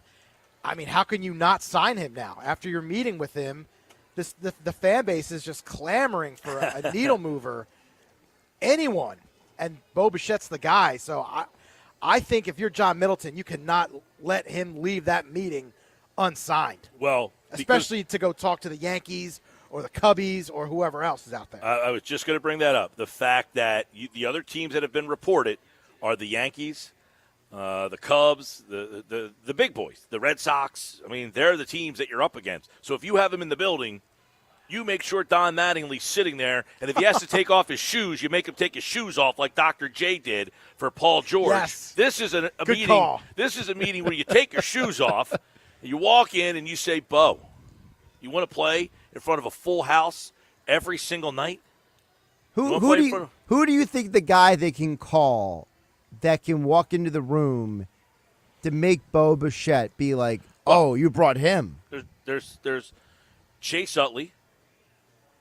You think Chase Utley walks into a room and Bo Bichette's going to turn his nose up at him? No. Of course not. By the way, Chase Utley's right now has the most percentage votes for the Hall of Fame of this year's class right now. Does he not? Saw that. I did see that, yeah. The other guy. From the last balloting, yeah. The other guy, you got Chase Utley. Hey, Bo, come here, play second base. It was the best 7-8 years of my life playing second base for the Philadelphia Phillies, and you can be that guy. Or you got Jimmy Rollins. He can come in and say, yo, kid, come in here. I was the MVP 2007. Take my MVP. Take it from me. Go be the MVP in this city, and you will have the greatest life you will ever have after that. And then you also bring Big Dom to guard the door. Do the Phillies have a Big Dom? I don't think so. They could borrow Big Dom for a day. I don't believe so. I would think all the Philly organizations should be passing around Big Dom for help. Just, a little side hustle for him, 609-403-0973. All right, let's hit a couple text messages here. What else do we got? A little smorgasbord. Couple things to get to. By the way, that Stott deal was 5.9, almost $6 million. Just throwing that out there because you said 5. Yeah, it's almost it's 6. 5.9, almost $6 million. But I didn't realize that the spot track number was 23, which probably means it's 27. Which is, that's a manageable number. And so is Bohm's, right? $10 million. That's a fair number for Bohm. If Bohm, fair, yes. If Bohm making $10 million is a lot different than Bohm being paid whatever he's been paid over the last couple of years. Because you can make an argument for what he's been paid, he's giving you more value. For $10 million, I need more. Right. Okay. Fair point. The real Jeff from Summers Point chimes in. He says, Jalen Carter spitting on the Cowboys at the first game of the season, that's the biggest highlight of the season. He's not wrong, right? It's one of the more memorable things that you remember is the season got off to a wonky start from Jump Street. Very wonky. And I talked about this with Mosher yesterday. On the same game, the play before that, Ben Van Sumeren got hurt on the opening kickoff, and nobody thought anything of it. And that's a huge loss because he was supposed to be a key part of your run game this year. Think about, and Mosher talked about it yesterday, they were going to use him like Kyle Juszczyk is used in San Francisco. Correct. He was going to be a fullback where they had a whole offense installed with him a part of it, and they had to rip that page out of the playbook. By the way, your point about Bohm, he made $7.7 million last year, $4 million the year before that. The year that he made $4 million, you got a hell of an ROI with 98 RBI. Yep. And the year before that, he had 98 RBI. That year before that, he had $748,000. For $748,000, you had a guy drive in 100 runs. Yep. Pretty damn good. All-Star, too. Don't forget about that. Made the All-Star game. I have no problem with Bohm if he's hitting 7th. I don't need him hitting 4th, 5th, and I tend to not want him hitting 6th either. 7th would be a good spot for him. John at Cape Courthouse chimed in. He says, hey, guys, why have we not talked more about the fact that Shanahan has never scored more than 15 points against a Vic Fangio-led defense? I'm not sure how often they have faced off factors into the conversation, but I like that stat, says John at Cape Courthouse. We brought it up in the open of today's show, actually. It was our A block. The fact that Shanahan has struggled against Vic Fangio. And if that's the case this week, you're going to win. If your offense doesn't crap itself, which they've been known to do. Sorry. You threw me off there. Sorry. It's my bad not being staying on flow here. Rick and Mays Landing chimes in and says, Bo Bichette meeting with the Phillies. This is huge news for the Phillies, says Rick in Mays Landing. Here's a question for you. Okay? If I tell you Bo Bichette signs with the Phillies, but the Eagles lose, or the Eagles win, but Bo Bichette signs someplace else. Eagles win the Super Bowl or just win against the Niners? Win against the Niners. Oh, you got to give me more than that. I can't sacrifice Bo Bichette for just a wild card win. Exactly. Okay. Right? Because Bo Bichette could be the reason why you win a World Series. Well, if you think It's they true. beat the Niners, okay, I'll lay it out like this. You beat the Niners, and the Packers beat the Bears. Here, would you rather play at Chicago against the Bears or play the Rams here in Philly, I'd rather have a home game. even though it's against the Rams? Yeah, it's really a tough call. I'd rather probably face Caleb Williams than Matt Stafford. Thinking about that the other day. Somebody asked me that last night. I forget who it was. Sean McVay's also never beat Nick Sirianni in 4 games. So And they got to come across the country and Right. play in the weather you here. got to come to your house. Although it's 55 degrees outside, it feels like it's L.A. Yeah. It's supposed to be very windy on Sunday, by the way. Did you guys see that forecast? Yeah, but the Rams have just not been playing all that well recently here. Now, is Devontae Adams back? I have to double-check their practice report. I'll let you know. All right, we got any more? Yeah, I wanted to squeeze in one more text here. Andrew in Summers Point says, what's wrong with capri pants? I rock them. I didn't say anything wrong with a capri pants. I don't care about capri pants at all. Wear the hell, whatever the hell you want. You Have a said blast. somebody could wear a tutu out there. And I'm as long okay as with they that. You want to wear a tutu? scheme up. As long as as long as you score 24 points a game, you can wear whatever the heck you want. For all I Bold care. strategy. Birthday suit. I don't mind it. You want to sit in the booth? Man, as long as you're sitting up in the booth. Listen, I am not the person that really gives two rat spittoons what somebody else chooses to wear or do. It doesn't affect my day one iota. You want to wear whatever you want to wear, go for it. I'm not here to judge what your outfit looks like. I might judge it and say, I'm not wearing that outfit, but I'm not going to say you shouldn't wear it. Wear whatever the heck you want. What the hell do I care? Just contribute to society. I don't even care if you contribute to Oh, society. you don't even care about that. Okay. No. Win me games. Is all that matters. I say, I don't care if you contribute to society. Just don't cause any lack of contribution to me in society. Get out of my way. By the way, Devontae Adams, full participant at practice today. Okay. I figured he was getting close to coming back. That changes some things. You get him back, that changes their offense a bit. Oh, it definitely changes a lot. For me, I just look to the history that you found a way to beat the Rams 4 out of 4 times. And so to me, it's like you're at home, you've beaten the Rams before. Chicago, you're going on the road. You've never won a playoff game, the Nick Sirianni era on the road. I mean, you're at home. You definitely feel better about that. You beat the Rams at home last year. You beat the Rams on the road last year. No matter where you've played them, you have beaten them. But the other alternative would be the Rams face Seattle. Maybe they pull off the upset. They beat Seattle. Then you'd host the NFC Championship game. That's true. You think so? You're saying you think Seattle, the Rams have the best shot to beat Seattle. I think so. If you're talking about Green Bay, if they upset Well, Sean Chicago, McVay certainly thinks so because remember he fired his special teams coordinator the very next day. I would say, LA has the best shot of beating Seattle, right? All right, Sports Bash Live, 97.3 ESPN. This hour brought to you by Broadleaf's Plumbing, Heating, and Air Conditioning, your trusted source for heating, plumbing service, and installation for generations. Call 609-390-3907, online broadleafs.net. Coming up, it's our unsportsmanlike moment of the day. Football at 4 next hour with Andrew DiCecco. Got the Nuggets with Earnshaw. Casey Joyner, one thought every game, and more. Live at Chickies and Pete's at the Tropicana in Atlantic City. I'm Mike Gill. This is the Sports Bash. The wait is over. The quest for the Lombardi returns to South Philly. It's the wild card round as the number 3 seeded Eagles host the 6 seeded San Francisco 49ers at the Link. Don't miss a single snap with the legends, Merrill Reese and Mike Quick, calling all the exciting playoff action. Here comes the rush. They've got him! Coverage begins this Sunday with the pregame at 3 p.m., followed by kickoff at 4:30. The playoffs live here. 97.3 ESPN, South Jersey's Eagles playoff station.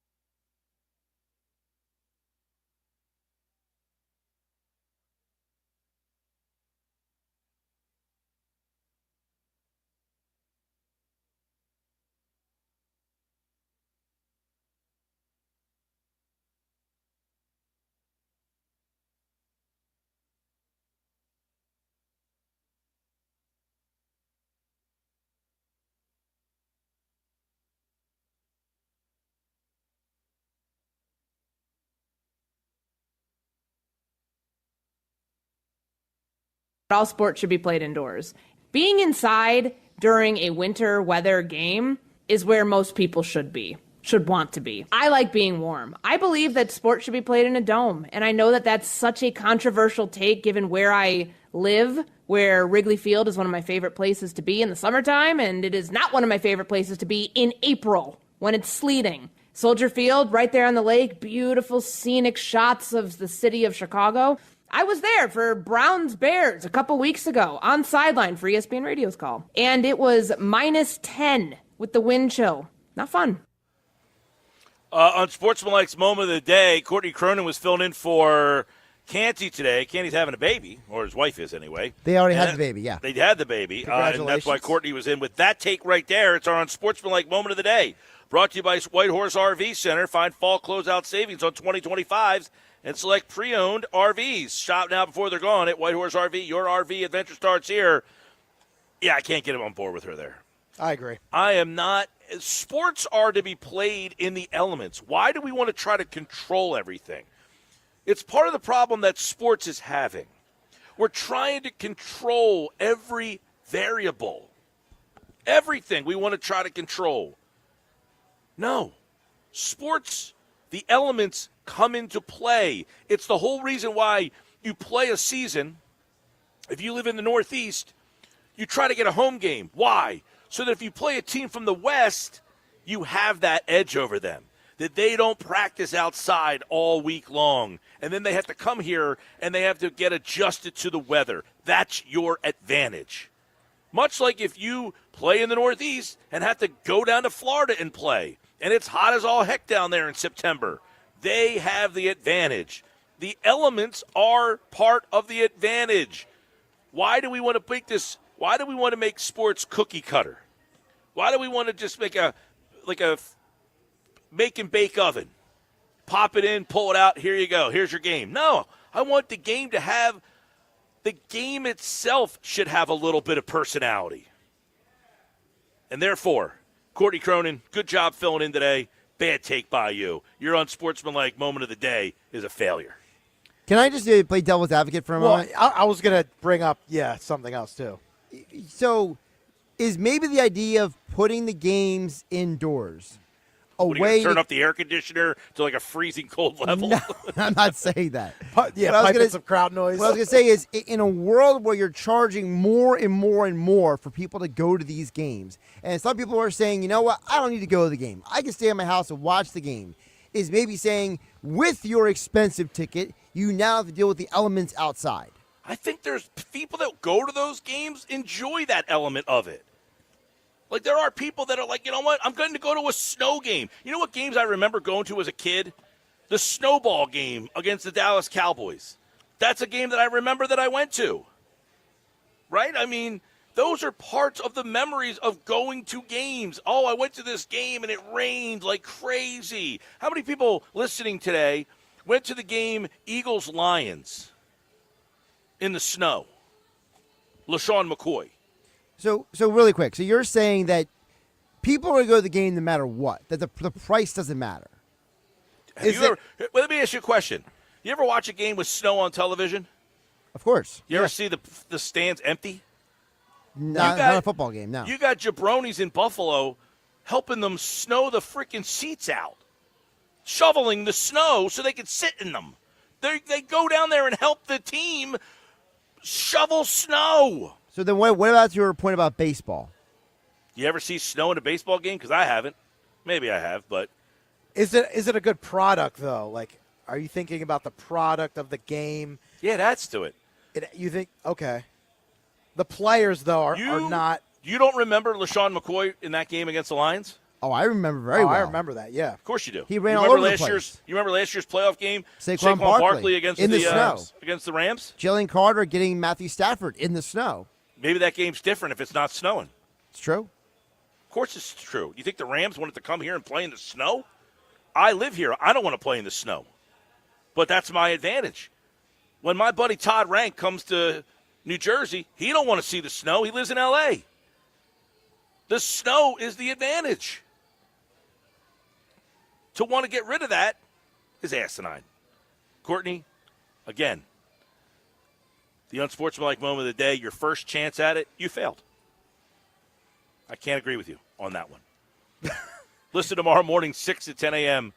to Unsportsmanlike right here on 97.3 ESPN. See if they can get another unsportsmanlike moment by me today or tomorrow. Find out what it is for unsportsmanlike here on 97.3 ESPN. I'll have to talk to Evan Cohen maybe tomorrow.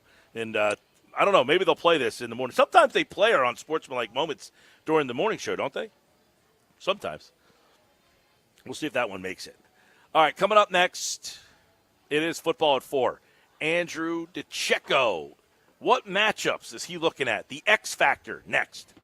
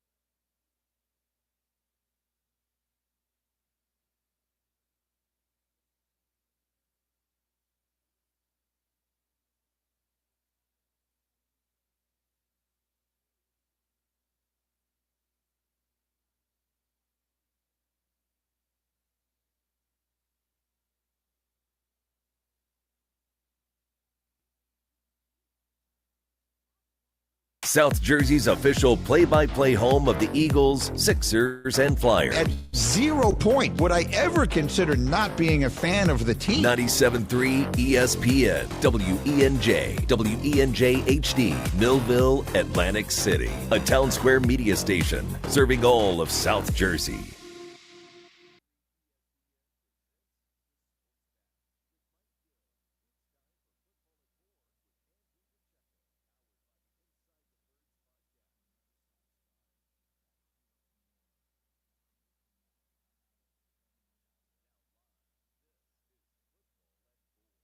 And Football at 4 is powered by the Inside the Birds podcast. It is brought to you by the Fanatics Sportsbook at Ocean Casino Resort in Atlantic City. Go to the gallery for this week's Eagles football games. And, of course, you can listen to the game right here on 97.3 ESPN. All the playoffs are on. And, of course, right now it's Football at 4. Andrew DiCecco from the Inside the Birds podcast set to join us with the matchups he's looking at here for Eagles and Niners. We talked a lot about it, obviously, once we knew the matchup was here, and we're going to dive into it a little deeper. Andrew DiCecco on the matchups he is looking at here. It's our first Football at 4 with Andrew DiCecco for 2026, so we bring him into the Sports Bash Football at 4. Welcome back, Andrew. Happy New Year, my friend. How are you? Mike, I'm doing great. Happy New Year to you and all the listeners. Yeah, it's great to finally reconnect with you. I feel like it's been some time, but we got playoff football. Let me first start with this. Of all the possible matchups, where do you put the Niners in terms of, versus the Rams and any other teams, Packers they could have played? How did you kind of rank them? Did you see one any more difficult than the other? Packers, and then right behind them, the 49ers. Make no mistake about it. Every game in the postseason is going to be a challenge, but I think when you look at what the 49ers have from an offensive standpoint, you can argue that they have the most lackluster defense in the postseason field. I think that should give you some sense of confidence going into this game if you're an Eagles fan listening, and presumably you are, that they should be able to go out there and take care of business. But there are a couple of pieces there in Christian McCaffrey and tight end George Kittle, and of course Kyle Shanahan, who is an offensive mastermind that you need to be mindful of going into this one. Yeah, let's start with those two guys, McCaffrey and Kittle. I ranked the Niners as a team that I worried about maybe at the top of the list because of those two guys, because you got McCaffrey catching the ball in the backfield, you got Kittle catching the ball over the middle, and those are areas where sometimes the Eagles struggle a little bit in coverage. You only have one Cooper DeJean. He can't cover them all here. And now they do struggle on the outside. Their offensive line going to be interesting to see what happens with Trent Williams here. But the McCaffrey-Kittle thing, do the Eagles have enough to kind of take those guys and focus on them? Well, I'm going to try to ease any concerns you may have, Mike, because the Eagles are an exceptional team when it comes to tackling in space. I know that you mentioned Cooper DeJean, but they also have Zach Bond, and they're going to have Nakobe Dean back this week as well. So I think Dean's experience and Bond's ability to cover a ton of ground sideline to sideline should help in that respect. And then the Eagles' defensive line getting after it in the running game. Look, Kyle Shanahan does a lot of different things in terms of the razzle-dazzle, the eye candy, and things to kind of spritz up the running game and shake loose Christian McCaffrey. And you have to be mindful of that. But I think the Eagles are a fundamentally sound, disciplined defense that you shouldn't have a ton of concerns about that, but you have to bring down Christian McCaffrey when he has the ball, or he can make you pay and rip off some chunk plays. And then when it comes to the tight end, the Eagles have done a really nice job defending tight ends this season. Now, Kittle's a player that you could see the 49ers try to get the ball in his hands early on some short completions to give Brock Purdy some semblance of a rhythm offensively. And Kittle is really good after the catch. But again, I go back to the point of the Eagles being such proficient tacklers, and I think that should be able to help limit their damage, if you will, from an offensive perspective. But Kittle is also going to be someone who is going to be a factor in the red zone should they make it into the red zone. But I think this Eagles defense is well equipped to stop what the 49ers have. Yeah, you got Nakobe Dean possibly back here, and it looks like he will be back. Vic Fangio did say Tuesday he expects him to play. He was on the practice field, so we do anticipate that. But I would think that they want to get McCaffrey or Kittle kind of lined up there and test that hamstring out a little bit, so that's something to watch. What about Fangio's secondary? You match him up against Purdy's efficiency. Purdy, good footwork. He's quick with the ball. Sometimes he can move around, but they don't have a lot of weapons on the outside. So what do you make of, kind of that secondary matchup against their outside weaponry? Yeah, I think it favors the Eagles pretty significantly. Look, we'll have to wait and see what happens with Ricky Pearsall, their wide receiver, who is the driving force of their passing attack outside of George Kittle. Jawan Jennings is a nice player, but he's really best suited to be a 3, no better than a 2. And I think all things being equal, it favors an Eagles secondary that, in the sense that you're not going to have a quarterback that's likely going to have an opportunity to target a Dory Jackson, right? Because we all know that every quarterback going into this postseason, whenever they face the Eagles for however many rounds, the objective for them in the passing game is going to be try to find where number 8 is and try to take advantage of it. But the 49ers aren't equipped to do that with the weaponry that they have on the outside.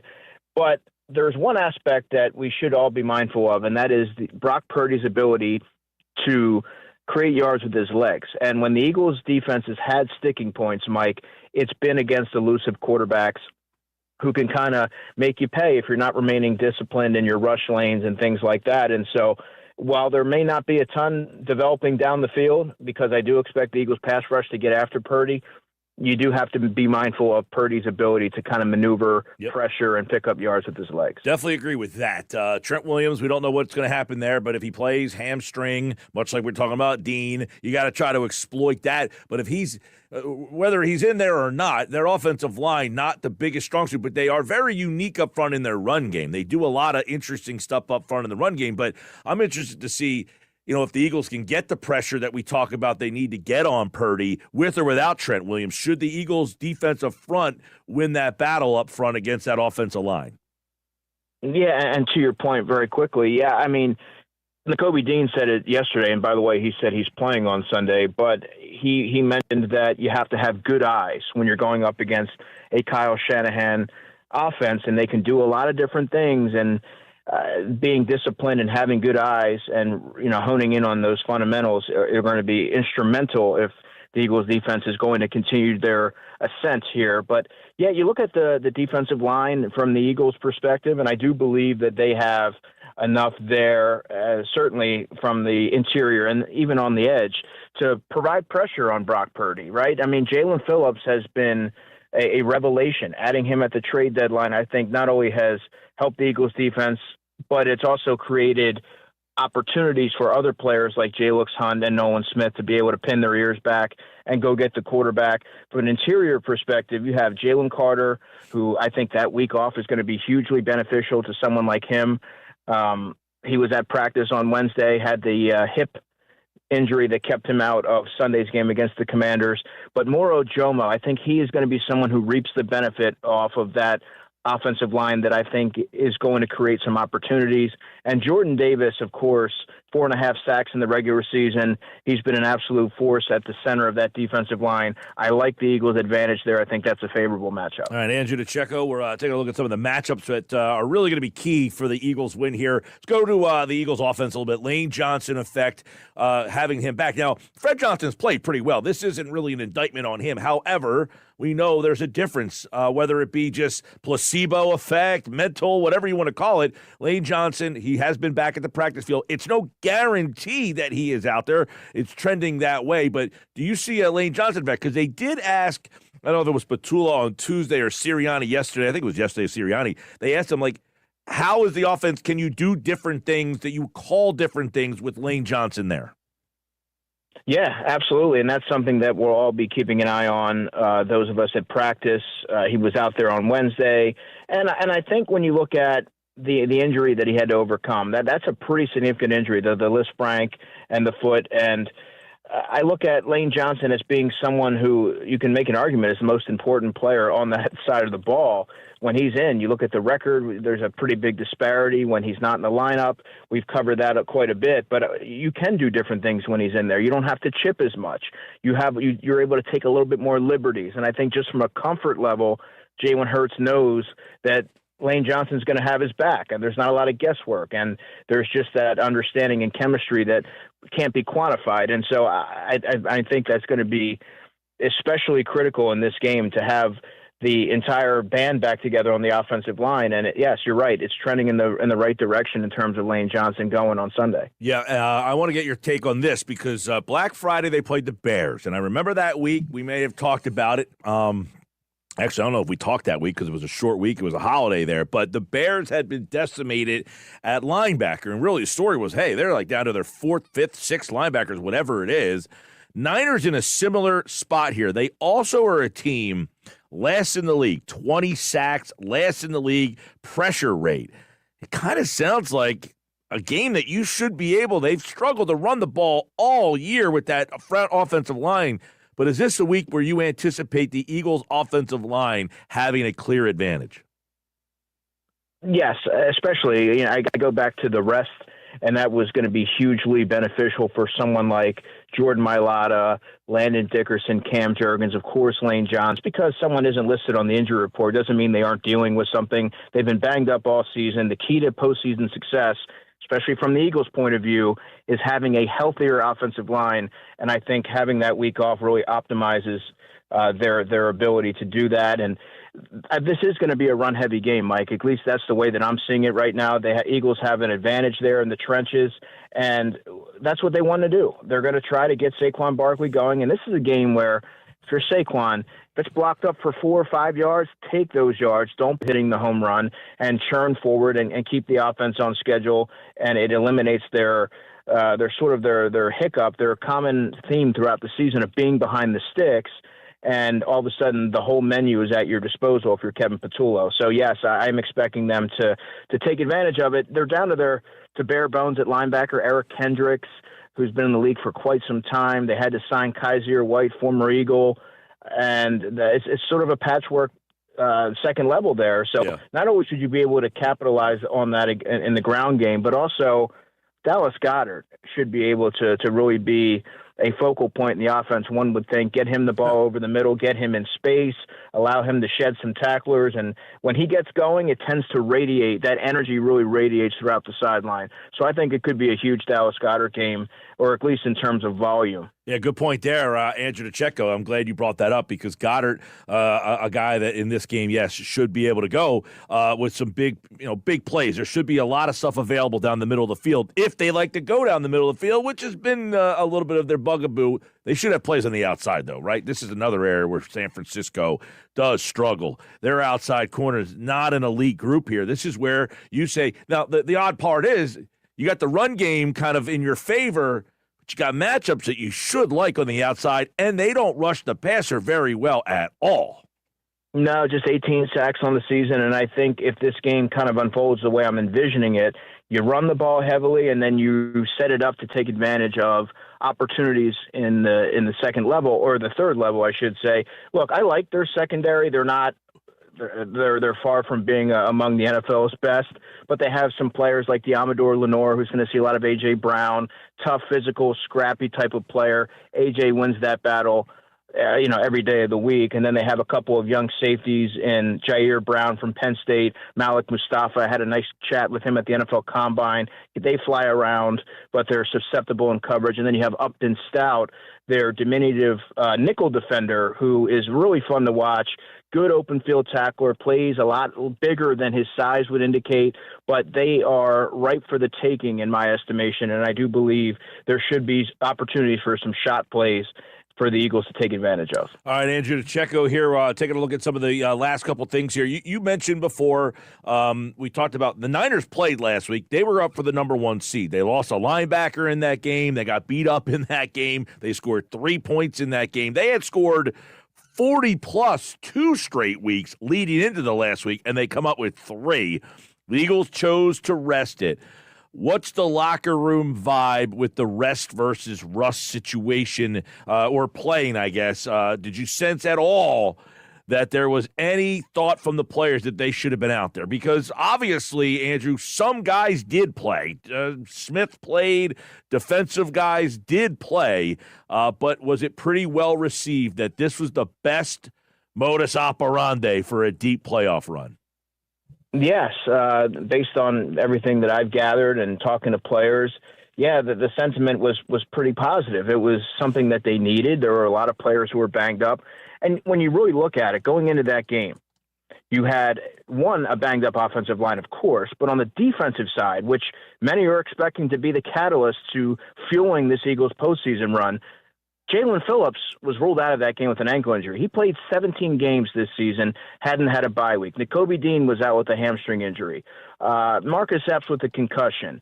You look at Jalen Carter was out of that game with a hip injury.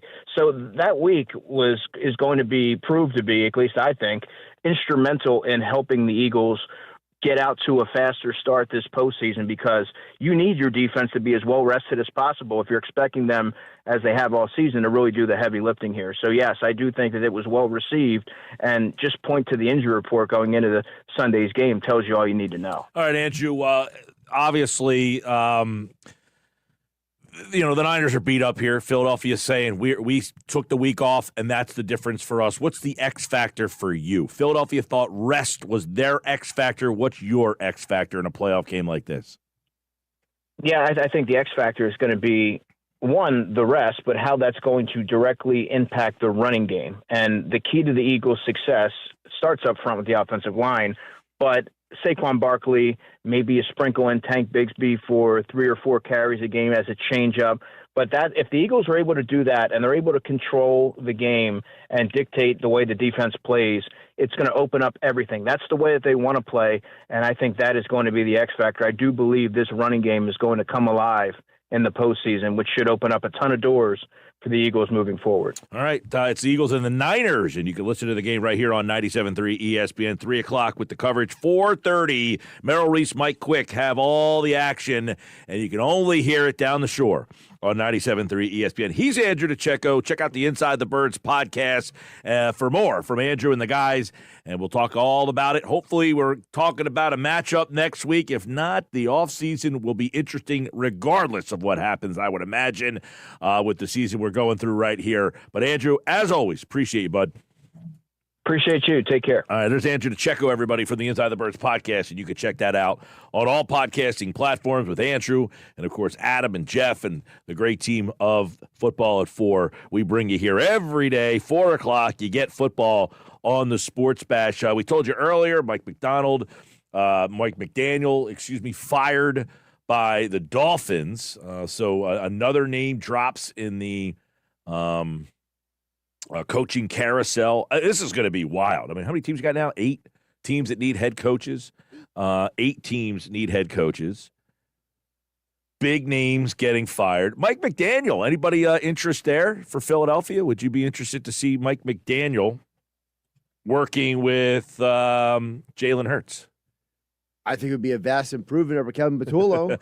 I do too. I would imagine. I don't know if does he get a head coaching job again? I think he has to go back to the coordinator ranks. He has to go back to the coordinator ranks for 2 reasons. One, because of the reporting that came out earlier today about why he was fired. Apparently, he had a meeting with the owner, Stephen Ross, a couple of days ago, Mike.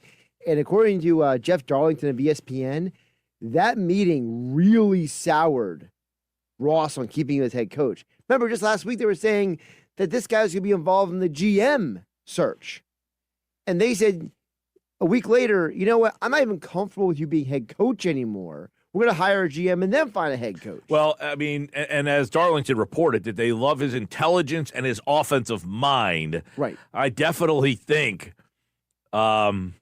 he would profile better as an offensive coordinator than the guy who's leading the room.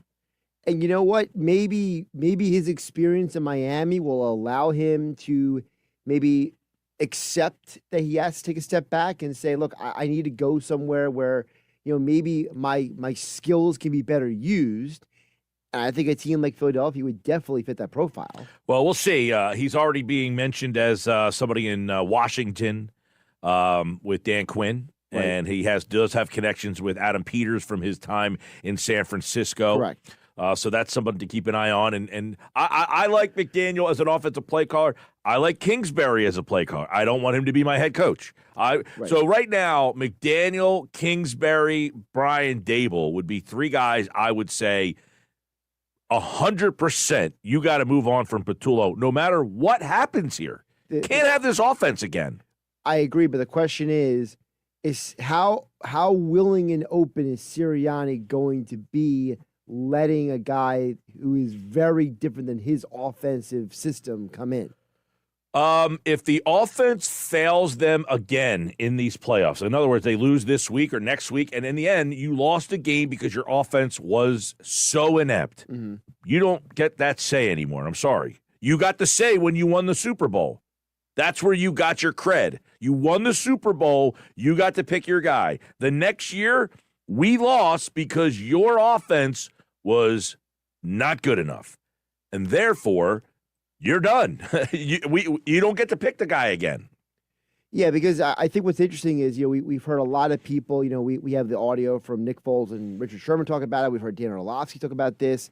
A lot of former players have talked about the fact that they believe that Jalen Hurts can do more, but the offense is not letting him do more. All right, well, coming up, we got the Nuggets today. Earnshaw's back at his normal spot. One thought every playoff game with DiCecco Joyner coming up at 5 o'clock tonight as well. Don't forget, we are live at Chickies and Pete's in Atlantic City at the Tropicana in Atlantic City. Of course, they have every single game on that you'd want to watch, including tonight's Flyers game. You can listen to the game on 97.3 ESPN against the Leafs, and then we'll take you to the Fiesta Bowl. If you're looking for the Fiesta Bowl from the start, that game will be on Rock 104.1 tonight. And then, of course, tomorrow, Peach Bowl, same situation.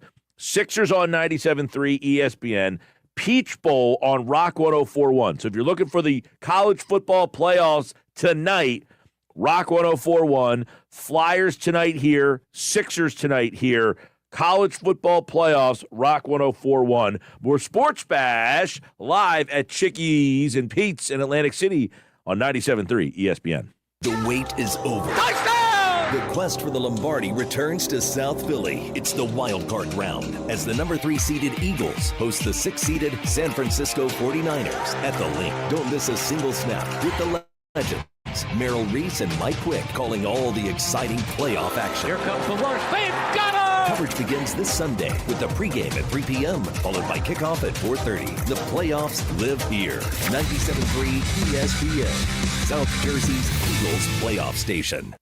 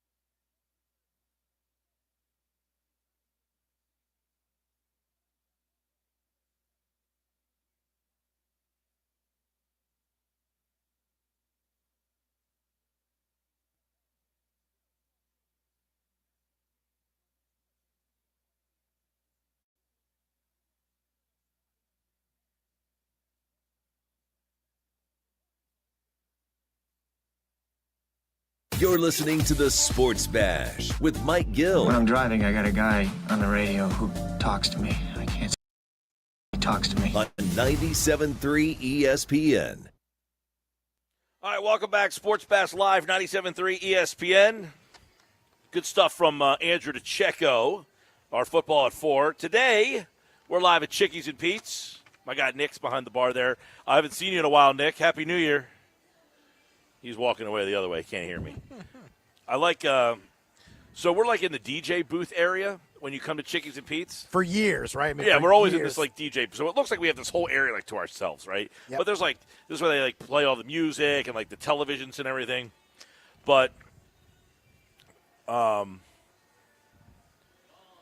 lady who worked here was asking me if the same songs kept playing over and over again. I'm like, I don't know, I can't hear them. They do have a good playlist here usually from time. Yeah. She's like, are the same songs playing over and over again? I said, I don't know. I can't hear them. I mean, I got headphones on. So a lot of times people will walk up to me, and they start asking me questions, and I'm like, I can't. Does a guy with the headsets on look like he can hear? No. You ever walk up to a guy with headsets and just start talking to him and wonder why he doesn't respond?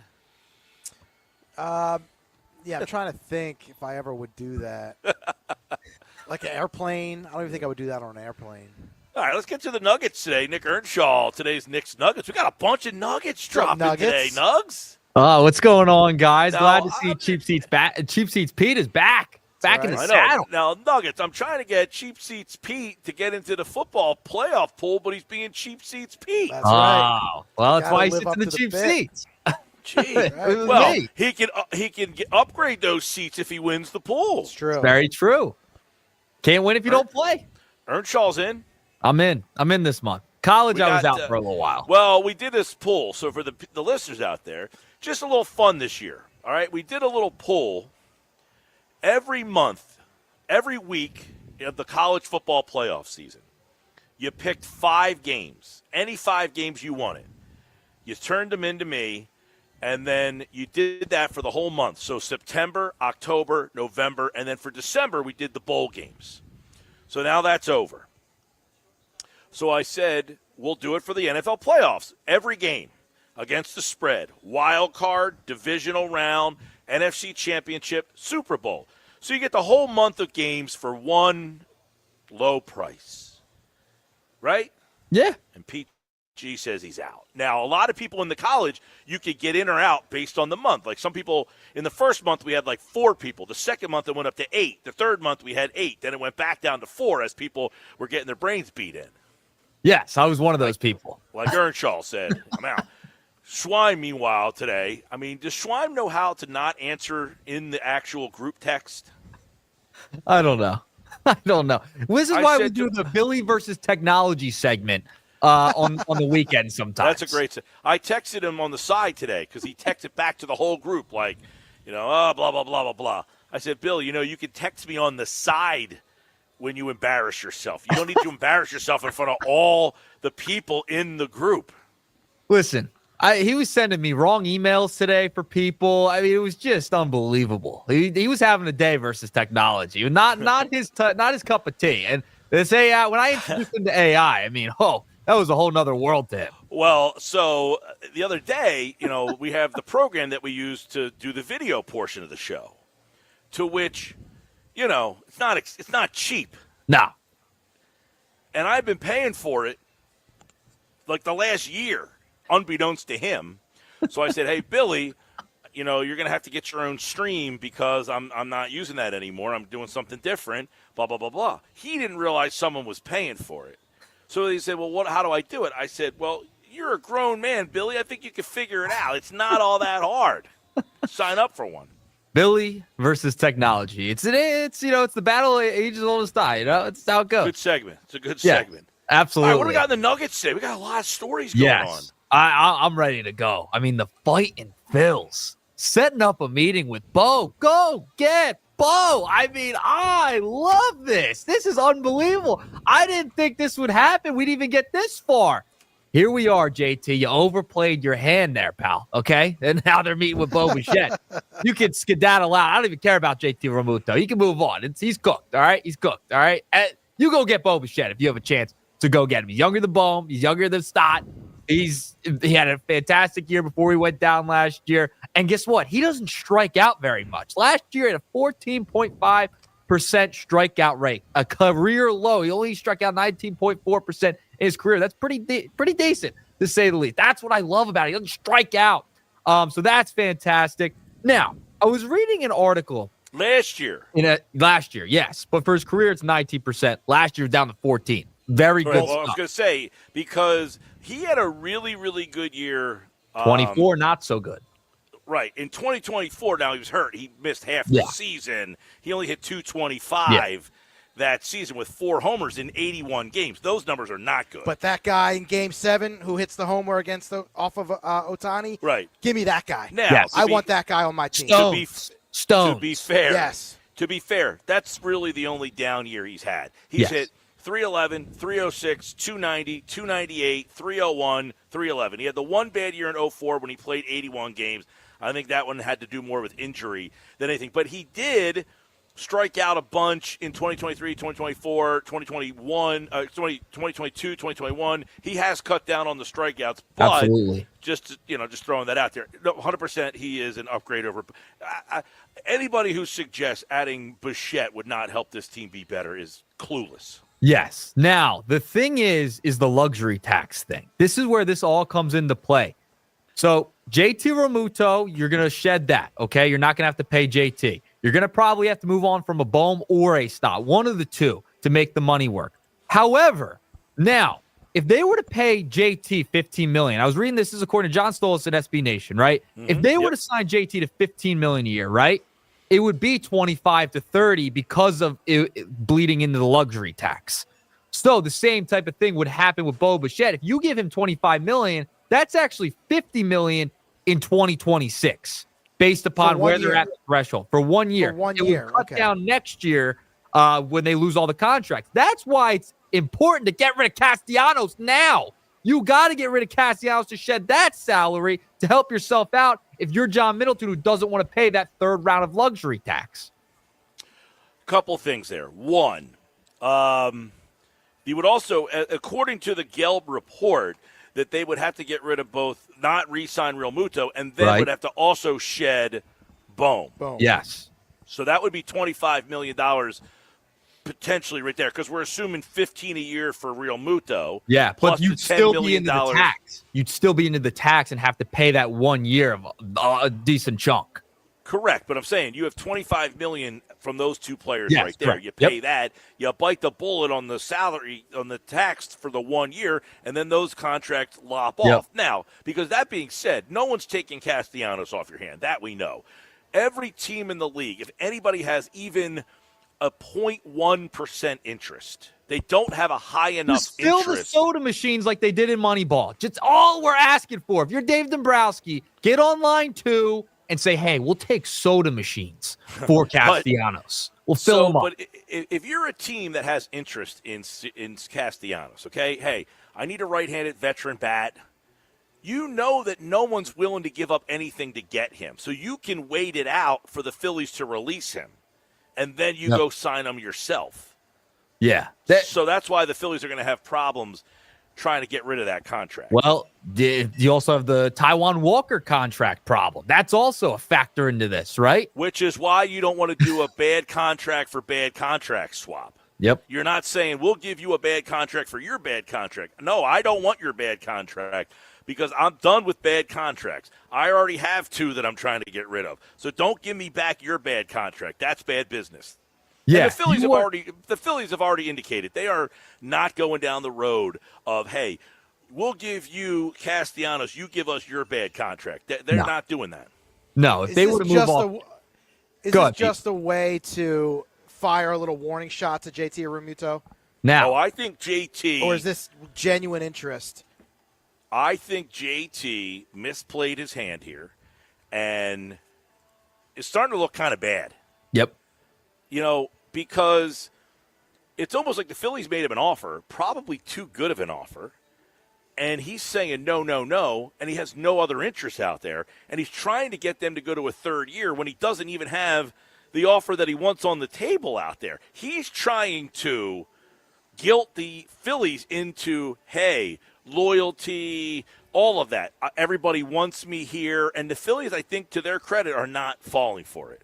No, and I don't think they should. And if you can pivot and go get a star caliber player who just was in the World Series and he's young in the prime of his career, you do that over an aging catcher who's had knee surgery and is clearly declining with the bat and behind the dish. And we've made the argument, if you want to take the JT side of things, that yes, he has had success with the pitching staff, right? If you want to go down that road and make that argument, fine. I'll bite the bullet on that. Marshawn had plenty of success when he started last year with guys. I mean, he was fine. So if you go get another catcher maybe to pair with a Marshawn, then I think you're in good shape in that situation. I don't even care if you bring Marshawn back and he's your catcher. And put him in the 9 hole and forget about it. It doesn't bother me.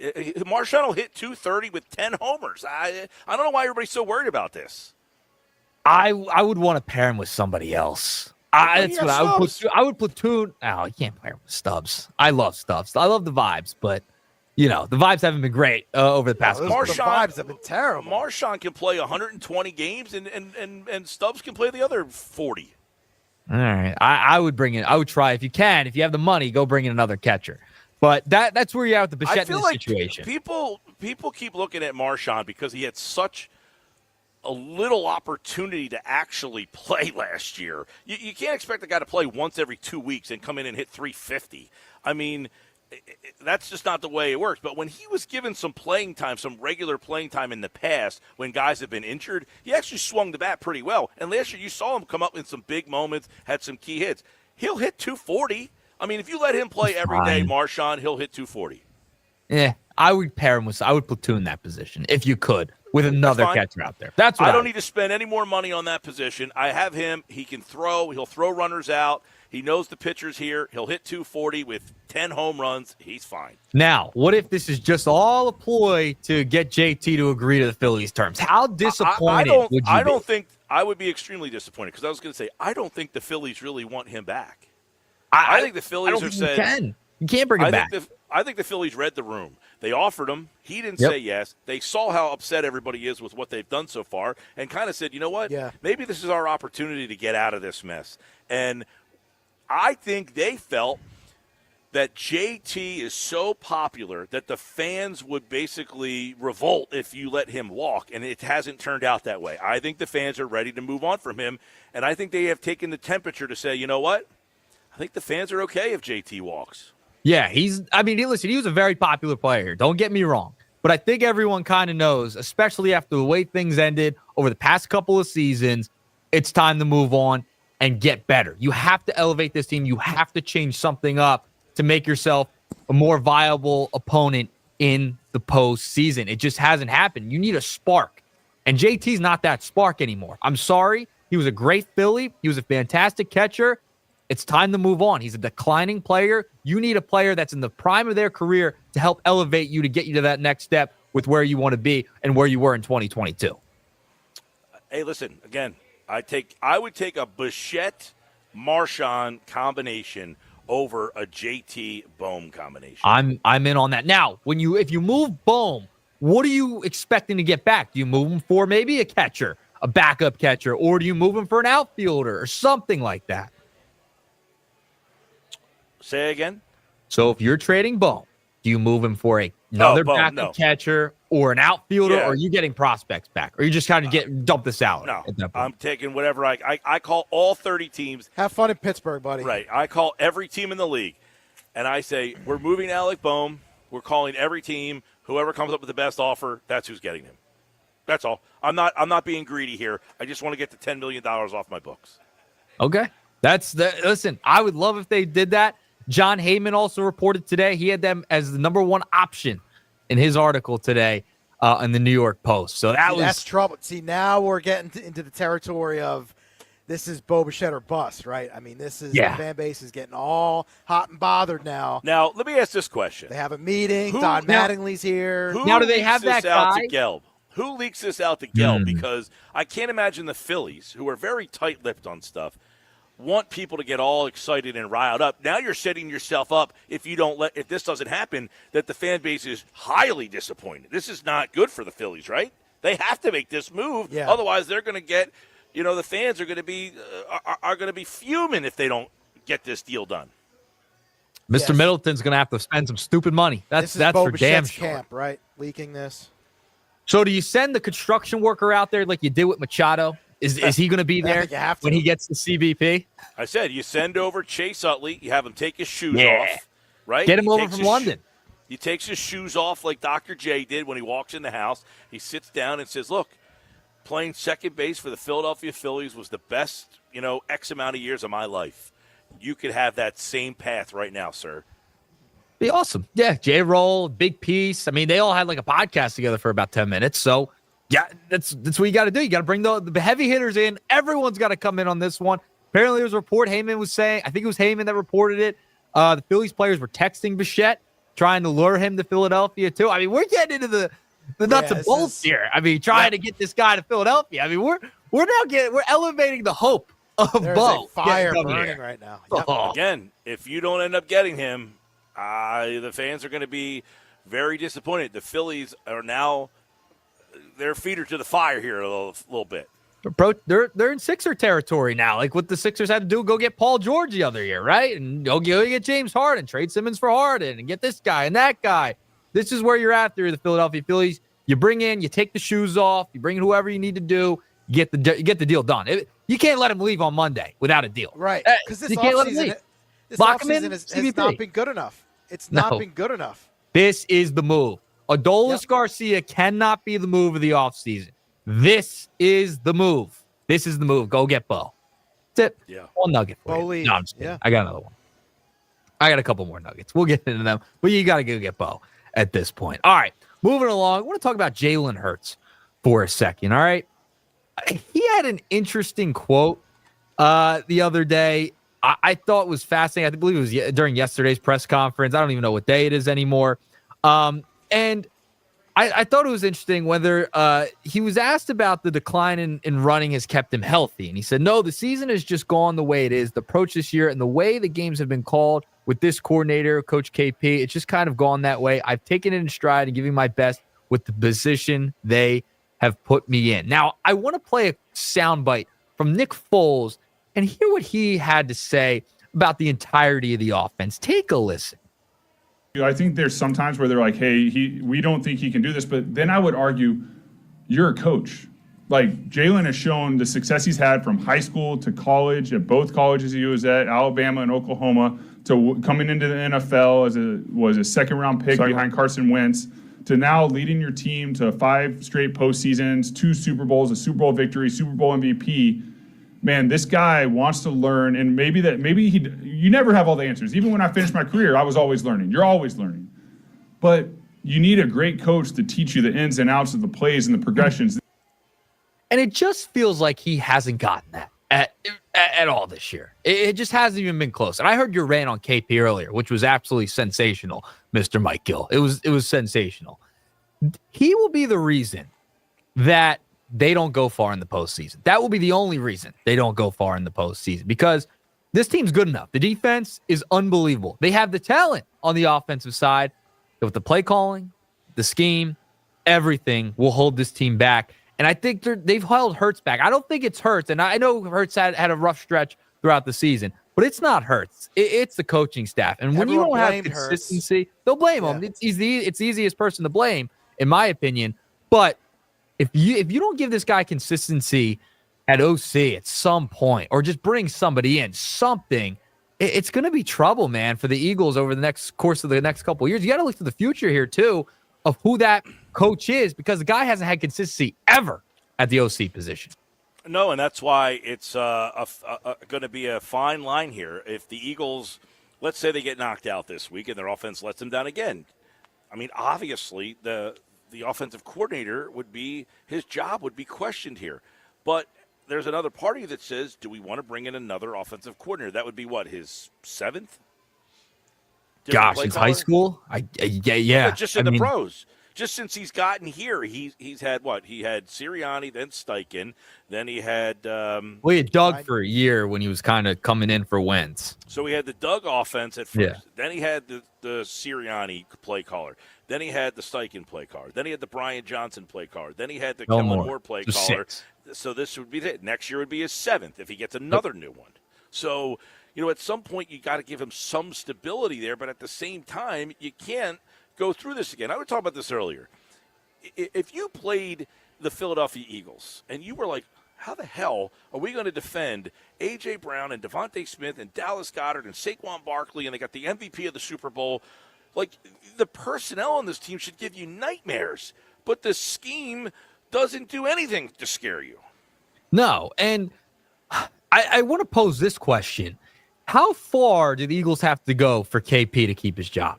Does the Super Bowl suffice? Like, if you just make it there and lose, does that suffice? A championship game? Is he back no matter what? Like, you win the Super Bowl and the offense, you win anemically. Like, you win where the offense really isn't doing much. You won because of your defense. Does he still come back? Like, that'd be crazy. Like, you fire the offensive coordinator after winning a Super Bowl or getting to the Super Bowl. I like that. It's weird. It's a fair question to even ponder. I would say that. Now, that being said, I don't know how you fire the guy when you win the Super Bowl, but if you win the Super Bowl painfully, you could certainly say, look, we have to make a change here because next year we don't think that we can get through another season playing so conservative. You demote him, put him back to his old position as pass game coordinator. Is that what you do? Well, that's an interesting point. I was bringing this up earlier. The guy is not a complete idiot. He was on the staff that won the Super Bowl, and he did something to be a part of that team. He wasn't sitting in the broom closet with Howie Roseman of the past. No. He had some reason to be here on teams that went to a Super Bowl, won a Super Bowl, and so I do – that's why he's not my number one problem. He's my number one problem. However, you could demote him, move him to another role. He's great in that role. He did not work out in this role. You keep him in the building. We just saw, according to some reports, now there's some pushback on this, I guess, about Harbaugh and that he wanted to bring back the two coordinators, and they were not thrilled with that, and that's when it kind of went awry. Yeah. But, I mean, you could see that happening. I mean, you could literally see the same thing happen here. I think, last year they win the Super Bowl. Sirianni wins the Super Bowl, and he says, look, hey, it's Kevin's turn. He's been here. He has put in all the work. It's his opportunity. But if this doesn't go well, then, it's your ass, basically. Right. Yeah, it's a tough position to be in if you're the Eagles, especially if you have success throughout the postseason this year. It remains to be seen. We got a lot of football to play in the postseason, but I do want to get something in real quick. I don't know if you guys saw Final Nugget. You remember how we were talking about the Jets, and the Jets were the first team ever not to have an interception all year? Yep. Very interesting thing. They posted today that they were the first team since the 23 season to start the same 5 offensive linemen for all 17 games. And they were getting roasted, pummeled on social media for posting a stat like that. Read the room, guys. Come on now. Imagine if a Philadelphia team posted some stat like that after being that dismal for that long. Unbelievable. That's a pretty admirable thing, though. You had all 5 starting offensive linemen. Yeah. What'd it get you? Well, that's 5 bad offensive linemen. Yeah. We played the same 5 crappy offensive linemen all year. That's what they got. Tweeted. What? How many wins? How many wins? What team was it that wished somebody a happy birthday and then he was fired the next day? That just happened recently. I think I saw Gannon. It was Gannon. Was it Gannon? Birthday, yeah, it might have been Gannon. The Wizards posted one of the players they traded for Trae Young yesterday. Got the advertisement in right before. It was an ad on social media with that player in it. They got it in right before the trade. C.J. McCollum traded to Atlanta along with Kispert for Trae Young last night. Yeah. That happened. Yeah, And I believe it was Kispert. What'd you say? I believe it was Kispert who was the player Corey who they Kispert, posted. Oh, okay. Yeah, because Nick Nurse last night said he knew that they were the guys traded because they were listed as sick, but he saw them both hanging out like they were. Like they weren't sick. That's like you, Nuggets. Yep. Fake sick. Fake sick. Give me a break. Give me a break. There's a Here we parting go. shot for you right there. Here we Nuggets. go. All right, there we go, guys. 3-pack for you today. That's the Nuggets for today, and they'll be back again tomorrow, getting you ready for the Eagles and the Niners. We're live at Chickies and Pete's in Atlantic City at the Tropicana. Hey, don't forget, coming up next hour, One Thought every playoff game. We'll break down the games with DiCecco Joyner from The Athletic. That is coming up next, One Thought every game, live today at Chickies and Pete's in Atlantic City. Go where the players go. The A.J. Brown Sweet Heat Hot Wings. Excellent for the playoff run. Plus Flyers Leafs tonight, Pete. You can listen to that game I'm on that 97.3 ESPN. And the NFL playoffs on Saturday. We got you covered. If you're looking for the Fiesta Bowl tonight, it's on our sister station, Rock 104.1. Yeah, Henning?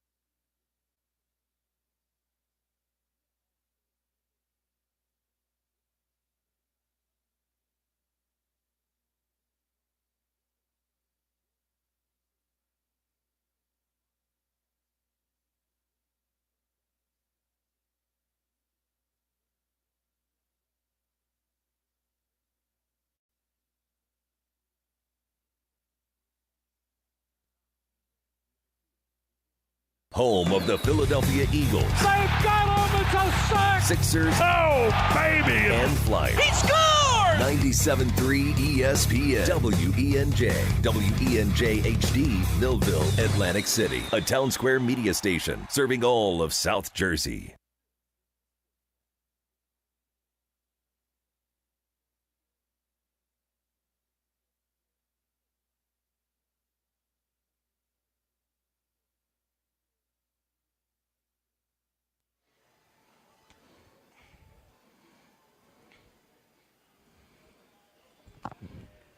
All right, final hour of the show. You know what it means. Thursday, it's One Thought Every Game. It's the wild card edition, One Thought Every Game. DiCecco Joyner is here. He's brought to you by BMW of Atlantic City. Your luxury BMW experience is closer than you think.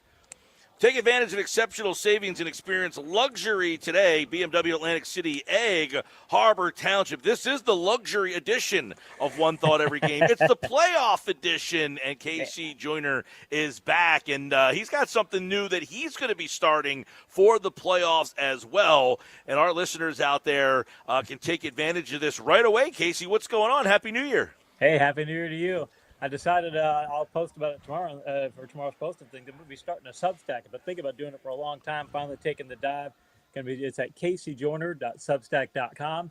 I'm going to be making 2 posts to go up tomorrow morning. One's going to be the introductory post telling everybody what this is going to be all about. The second one's going to be free previews of all 6 wildcard games. So if you go to DiCeccoJoyner.substack.com, just sign up. Tomorrow morning, you will have a full preview of all 6 wildcard games again, plus a note to tell exactly what this thing's going to be all about.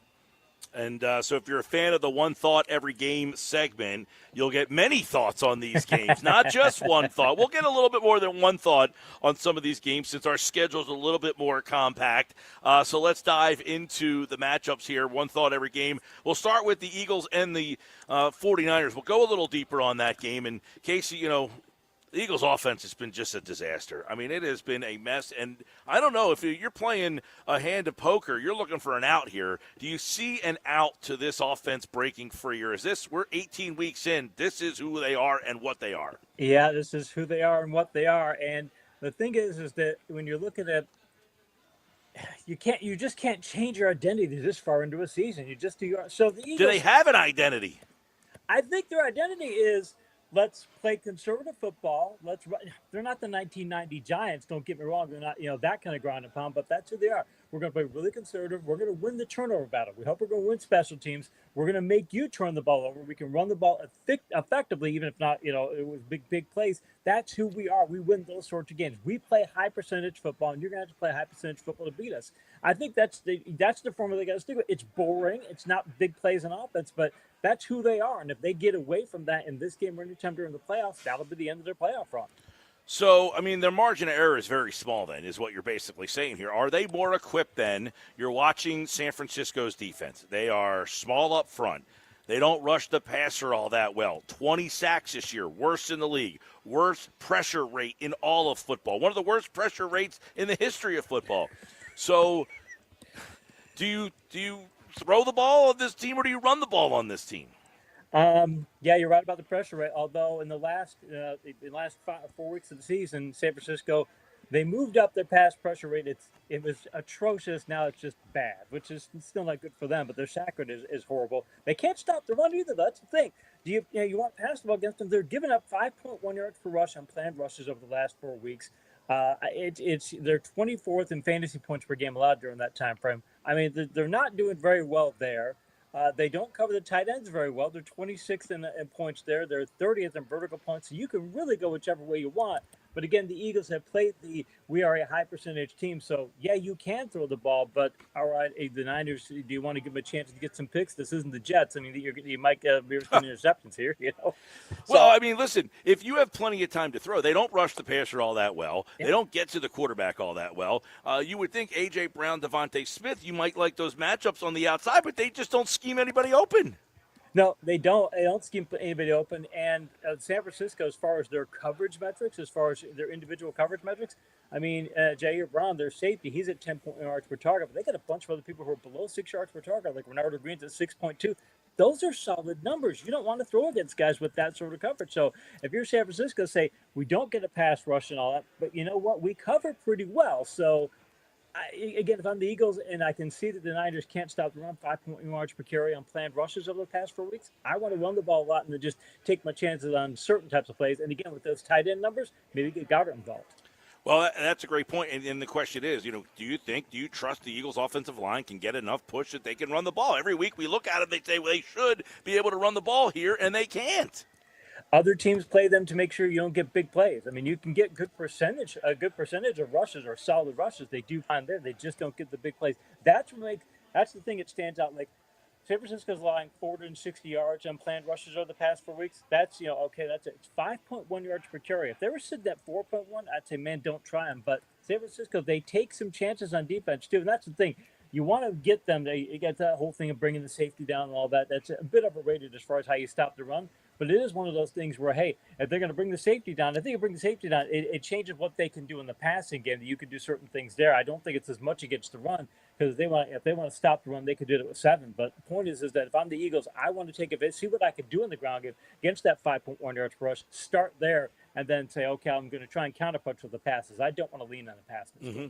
Well, and Casey Joyner, one thought every game. One thing here is, last week, as much as the personnel for San Francisco is not great, they only gave up 13 points to Seattle, who's the number 1 seed. So there's no reason you should be some cocky offense thinking that you're going to go in there and throw the ball or run the ball all over this team. If you start to pass, if you start to be aggressive, then they start to be aggressive. It's one of the things like when you start looking at expected points added for plays, is one way to view things. You find that the passing plays, you get more passing plays. And all the analytic people are like, pass. All right, the reason you don't pass as much, it's very volatile. In fact, Bill Parcells used to say if he had a game where his team was less talented, he wanted to throw the ball more because then he'd get the other team to throw the ball more, and that's a volatility contest. Whereas if you're trying to win a percentage game, you're going to play low volatility. I'm the Eagles. I still want to go low volatility and say, fine, hey, I don't want to get into a shootout with the Niners because for all that Brock Purdy does, if you get into a shootout, I like him in a shootout mode versus Jalen Hurts in a shootout mode. Well, I'm glad you went there because you look at the Eagles' defense. I mean, Vic Fangio against Shanahan. I mean, he has dominated that matchup here, and you feel pretty good about the matchups for Philadelphia, especially up front. I mean, you got Trent Williams. He was back at practice today, but you would imagine that he is going to not be 100%. But Philadelphia should be able to get some pressure in this game. Yeah, and I can imagine. Think of a situation where, say, the Eagles get up 10-0, and then the Niners start to be more aggressive. Oh, if I'm Fangio, I like that because Purdy will take chances. He's that kind of a guy. He's going to force pass in the coverage. It's just who he is. And if you can get the situation where Purdy's forcing pass in the coverage, and you don't have to have Purdy force pass in the coverage, you don't have to say, hey, we're gonna, they're gonna sit back like the Chargers game where they're sitting back and just playing spot drop coverage, spot drop coverage and picking up passes. Hey, I don't want Hurts going to get to anything like that, and the Niners can still do plenty of that. I want to be the guy. I want to be on the side of where, hey, we're ahead, and we're going to make Purdy throw the ball. Because again, if Purdy's going to have to take chances, I think it's bad for San Francisco. And you should feel pretty good with Quinyon Mitchell, Cooper DeJean, Adoree Jackson in the secondary against the matchups on the outside for San Francisco. They're limited on the outside. Your problem would be McCaffrey and getting him into space, and also what the Bears did against you, a lot of misdirection in the run game. Yeah, if I'm the Eagles, I definitely want them throwing the football more because I don't want to see what they're doing with McCaffrey because they can be really, really creative. The Niners are not as creative in the run game like they were with McDaniel a few years ago. They're not quite that much, but they're still very creative. It's a lot of what they do. And they can mimic what Chicago did. And if you're the Niners, or if you're the Eagles, again, that's why I want to get the Eagles to throw the football, because I don't want them testing the run defense in that way. I want them trying to test Fangio's coverage, because if they're able to test Fangio's coverage, I'm good at that, because I can get the pass rush and I can get interceptions. If they've got McCaffrey doing a bunch of things, and mind you, he can do whatever you want. Gap zone, any kind of crazy plays like that, he could do it all. So, yeah, I want to see McCaffrey more Purdy. And you throw Kittle into the mix, too. That's two guys in the middle of the field you got to account for. You know, you only have one Cooper DeJean, and you might say if you're San Francisco, hey, Nakobe Dean's coming back from a hamstring. Let him test that baby out, because we're going to try to, go over the middle a lot. I would imagine if I'm San Francisco, you're talking about a shootout. They probably feel better about a shootout, but they probably want this game to be a rock fight. You would think the Eagles are third in tight end points allowed over the past 4 weeks. They're fourth in vertical points allowed. They only allowed 9 completions and 20 attempts at vertical passes last 4 weeks of the season. And I know part of it's the last game and all, but still, that's really good numbers. Their coverage metrics are solid, are really good. DeJean's 5 point. I mean, he's the most targeted guy in the Eagles secondary the last 3 games of the season. Because he didn't play fourth, but only 5.8 yards per target. That's really good. Yeah, if I'm the Eagles, I don't want to go after that. But if you're the Niners, again, you want to get into shootout mode. Yeah, that's the thing. Because I think if both teams commit 2 turnovers, if both teams had two turnovers, I think the Niners win that matchup. I think the Eagles have to win the turnover battle. It can't just be even. They got to win the turnover battle, because I just think the Niners can make more big plays. Well, when the Eagles win the turnover battle, we know they are very, very difficult. By the way, Saquon Barkley and Christian McCaffrey. Barkley is number 2 in postseason history in yards per scrimmage.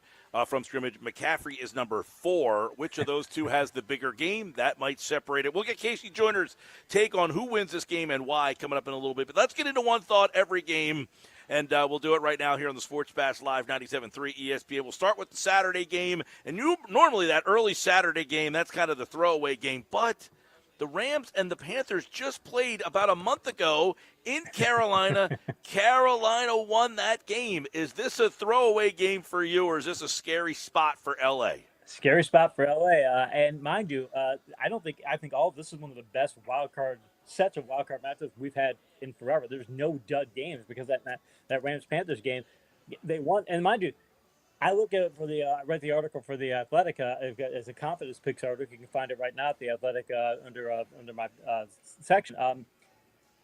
When I did the analysis for the game, I looked at 10 different sections, and the Panthers went toe-to-toe with LA in many metric areas, and they have better special teams. And they're at home. I look at that going, wow, it's like this was a lot closer than I thought it'd be, not just based on that earlier game, but how they've been playing of late. I think the Rams' offensive firepower is going to be enough for the win, but they were 10.5-point favorites when I wrote the article. I just don't think they'll cover that. Yeah, I mean, you take a look at what happened in that first game there. That was a game the Rams needed, and they couldn't get anything going on that game in that first meeting out there. Now, the Panthers did not play well last week. The Rams, though, I mean, they didn't play well the previous 2 weeks. They had to play their starters last week to avoid Philadelphia to try to set this game up, but they haven't been lighting the world on fire either. What's going on with the Rams' offense? Well, I'll tell you, I'll give you a bigger problem, actually, for the Rams' defense. The Rams' defense over the last 4 weeks of the season, and this has been consistent like the past 6-8 weeks, allowed 8.9 points per game on vertical passes. That's 29th in the league. It's 24 out of 38 for 535 yards, a 63.2% completion rate of vertical passes, 14.1 yards per attempt. They're just terrible numbers, and I don't think that Carolina's going to be throwing deep at things, but if you look at the Rams, it's like the Rams have to protect that secondary, because that's going to be something to Carolina. Again, if they wanted to go shootout mode, it's kind of what they did in that first game. They ran the ball up, but they got in the shootout mode, and mind you, they beat the Rams because the Rams secondary is not good right now. You like the Rams in this game? I still like the Rams in this game, because I think they've got enough firepower, and because that game, I think they also had a bit of a trap game coming up and going across the country. I don't think that'll be a trap game for them. But having said that, I still think Carolina keeps it close, because I mentioned that vertical points thing. Carolina, 5th in the league in vertical points allowed over the past 4 weeks, only 17 of 29, 10.6 yards per attempt, 3 picks. I mean, they're really good in the secondary. So the Rams, they got their work cut out from. If I'm them, I lean on Corum, and I lean on Kyron Williams. I just want to give 1-2 punch of that and go vertical counter punching rather than try and get shootout. All right, one thought every game. Let's go to the Saturday night game. You got Green Bay against the Bears. All right, this game interesting. They just played a couple weeks ago. You needed an onside kick from Chicago. They get it, and they win that game. 2 weeks prior to that, Green Bay won the game. Who wins the rubber match? How's this one go? Yeah, you'd think that it would be, looking at the Bears situation, because the Bears, you'd think, I would have thought going in, okay, they're not going to do as well as the Packers. They're not going to rate quite as well in this. But in my analysis, I'm looking at the categories right now. I don't know how you did that, but I can't hear you. I can't. We can't hear you. You might have to back out and then come back in here. All right, he's giving me the okay sign that he is frozen there for a second. Something was happening with Kay. He just all of a sudden vanished there. All right, one thought every game. We'll do that, and we'll bring him back into the mix here. There he is. All right, let's see if we got him back. Screen, there we go. Okay, I hear you. There you go.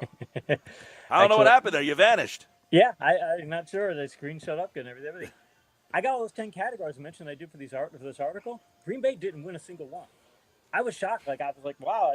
I go in blind to make sure I'm not trying to look way either way. I'm just looking at the metrics, trying to make sure, okay, I'm measuring it just on the metrics things. And I got out of it and I'm like, wow, Green Bay didn't win a single one. Chicago's better pass block, better rush defense, better pass rush, better special teams, and then the home team too. So I'm like, I was surprised there. I think, and I know this is only a 1 point spread for the Packers. At least it wasn't. I wrote the article, but yeah, I think Chicago's going to win this fairly handily. I think they're a much better team right now. Well, the Packers are just so banged up, right? You just don't know what to expect of them. And then Love hasn't played in a couple of weeks. I mean, he's just jumping back into this game. Although the Bears last week couldn't get the offense going. The week before, they couldn't stop anybody. And the week before that, they needed an onside kick. They could be going into this game realistically on a 3-game losing streak, the Bears. You wonder if they're just out of gas. Yeah, that is out of gas is a good way to put it, that whole approach, because that's why coaches, they want to set the standard. Bill Walsh used to say you can't get fired up for too many games. You want to just set a standard, because you're trying to get fired up. You can't do it all the time, and you're gonna hit the wall sometimes. I wonder if the Bears got to that point in things. And again, the Packers are used to making a postseason run. This is new to the Bears, so that is, if there was a path to victory for Green Bay, I think that would be it. That Chicago would kind of get tighten up and get rattled by this. I still think I'll take the Bears to win even with that, but that's their path to victory. Is if you can get Jordan Love, if he can make some plays and things early on and start putting the pressure on Chicago, I think that would be a path to victory for Green Bay. Well, and sometimes you get these new kids on the block. The Bears haven't made the playoffs in a couple of years. That the regular season success almost is where you put all your energy into, and then you kind of fall flat once you get to the playoffs. We'll see that on Saturday night. Listen to it right here on 97.3 ESPN. All right, let's go to the Bills and Jags on Sunday. The Bills, no Mahomes, no Lamar. You got Josh Allen. Is this your time? You got to go to Jacksonville. Right now, that team is playing outstanding. They are. It's going to be so depressing for them that this should be the year. Mahomes, hey, all right, now we can get there, and it's like you don't even win your division, which, if you're Buffalo, it's going to be really, really frustrating and such. They played really well last week, because that was close in the stadium, probably a bit of an emotional high there. I was kind of surprised that Buffalo's a slight road favorite. At least they were 1 point favorite when I wrote the article. Because I'm looking at the stat reviews, Jacksonville's got better pass offense to the home team, better special teams. They're a healthier team. That's one of the factors to take into account. And Buffalo's got a better rush offense, but Jacksonville's not bad in rush offense. And Buffalo's better pass coverage, but it's been kind of inconsistent. And the Jaguars are on their 8-game winning streak. And I think they might have played their best game of the season in that Week 18 game. And I think that's why Cohen said, "I'm just going to keep going. And we're going to play hard to win the whole thing." And they did. And when you're on that kind of a roll and you're at home, Jacksonville's a tough place to win. I'm going to take Jags. Likes the Jags in that one, and you can listen to it right here. Actually, no, we will not have that game due to the Eagles game on 97.3. That's the Sunday 1 o'clock game, so we will not have that game. So if you're looking for that one, we apologize for that. Let's go to the next game on the docket for that day, which is the Eagles game. Then we'll skip over that since we talked a little bit about that earlier. We'll go to the late night game, which is the Patriots and the Chargers. And I don't know. This is another the Patriots are interesting because they're like the Bears, where they haven't been in the playoffs in a while. They have this great regular season. For whatever reason, I feel like I trust them more than I do the Bears. Yeah, I can see that. And New England, it was a very, very close metric analysis when I did this one. Very close. The Chargers have a big edge in special teams. That's a big plus for them. They're better in run defense, and I think but both defenses are really good. I've been talking about Jesse Minter all season long, how good of a defensive coordinator is. The Patriots are really good defense too, so the numbers match up. The Patriots have a better rushing offense, even though the Chargers have the 1-2 combination back. The Patriots rushing offense has been a bigger play offense. And their pass block is actually better, too. It's a big weakness for the Chargers. So I start looking at that, and I'm going, okay, New England's at home. I'll take New England to win, but I still think the metrics for this are so close that I think the Chargers will keep it closer probably than the point spread. Okay, one thought every game will go to Monday night, and that is the Texans and the Steelers. You got this great Houston defense. You try to find a path for Pittsburgh to score against that defense, but Pittsburgh is at home, and they do have Aaron Rodgers. This could be the final Aaron Rodgers game we ever see, but Houston on the road, can they win a road playoff game? Do they have enough offense? One thing that might help them, special teams. Look at one of the things I look at for the article is look at special teams expected points added for the last 4 weeks of the season. Texans 23.1, league leading number. I mean, that's really good. Adding 23 points over 4 games, that's basically almost 6 points a game that you're getting from special teams expected. The Steelers are in negative territory in that category. They're 21st at minus 4.3. So huge edge for Houston there. One thing is, that's the only edge they have. And I start looking at all the other categories, they have no other edges. So is special teams enough to win? They're not behind very far on the other categories. So, I think that they can keep up there. And I do think that special teams, the way the league is structured today, a couple, 3 years ago, wasn't such a big deal because the kickoffs didn't count, but really everybody kicked touchbacks. But because it's so big, I think Houston's going to I'll pick Houston to win the game. From a points per perspective, I'll pick them to win the game. But this one's going to be really close. Since the special teams don't pan out, Pittsburgh wins. All right, there you go. One thought every game. KC Joyner there. He likes Pittsburgh in that one. A little surprised by that. We'll see how it all unfolds. You can listen to that game Monday night on 97.3 ESPN. All right, let's go back to the top. Philly takes on the Niners. You can listen to the game right here on 97.3 ESPN. Jalen Hurts, playoff career, 10 passing touchdowns, 10 rushing touchdowns. He's 6-3. Do we see him run more? Do we see the offense evolve? Well, how does this one all play out? How do you see it?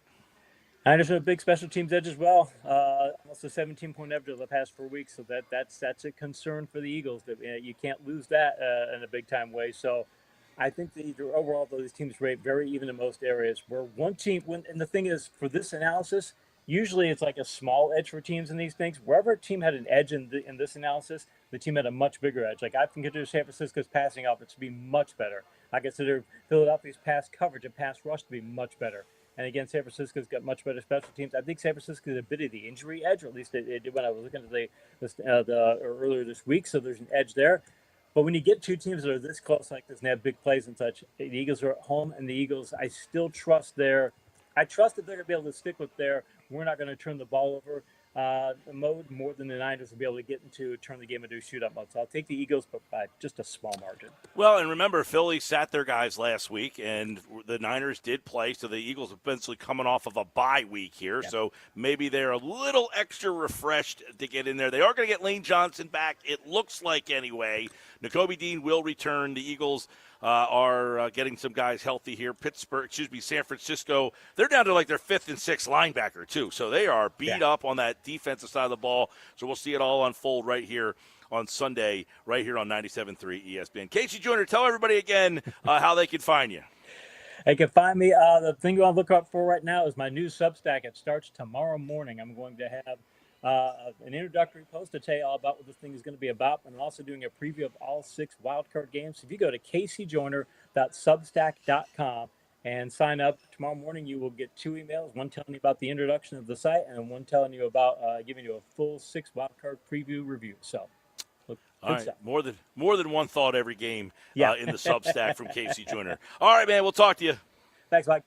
All right, KC Joyner, everybody. One thought every game here on the Sports Bash. All right, coming up, we got a lot to do still, including the text board, which has been buzzing all day long. We hit a lot of texts earlier, but we're going to finish off as many as we can from now to the end of the show. Good chance for you to get in. Eagles questions, Sixers questions, Phillies questions. Let's get the news out there. Apparently, according to reports, Matt Gelb from The Athletic, the Phillies are meeting with Bo Bichette. 609-403-0973. The Sixers' big three leads them to a victory last night. First time Embiid, Paul George, and Maxey all scored 20 points in the same game since they've all come together in Philadelphia. And the Sixers win handily last night. Flyers tonight against the Leafs. You can listen to that game right here on 97.3 ESPN. Flyers, Leafs, 7 o'clock, followed by the Fiesta Bowl. The Fiesta Bowl will start on our sister station, Rock 104.1. So if you're listening for the college football playoffs, Rock 104.1, Flyers and Leafs tonight on 97.3 ESPN. When we come back, we'll try to empty the text board tank. That's next. This is the Sports Bash on 97.3 ESPN.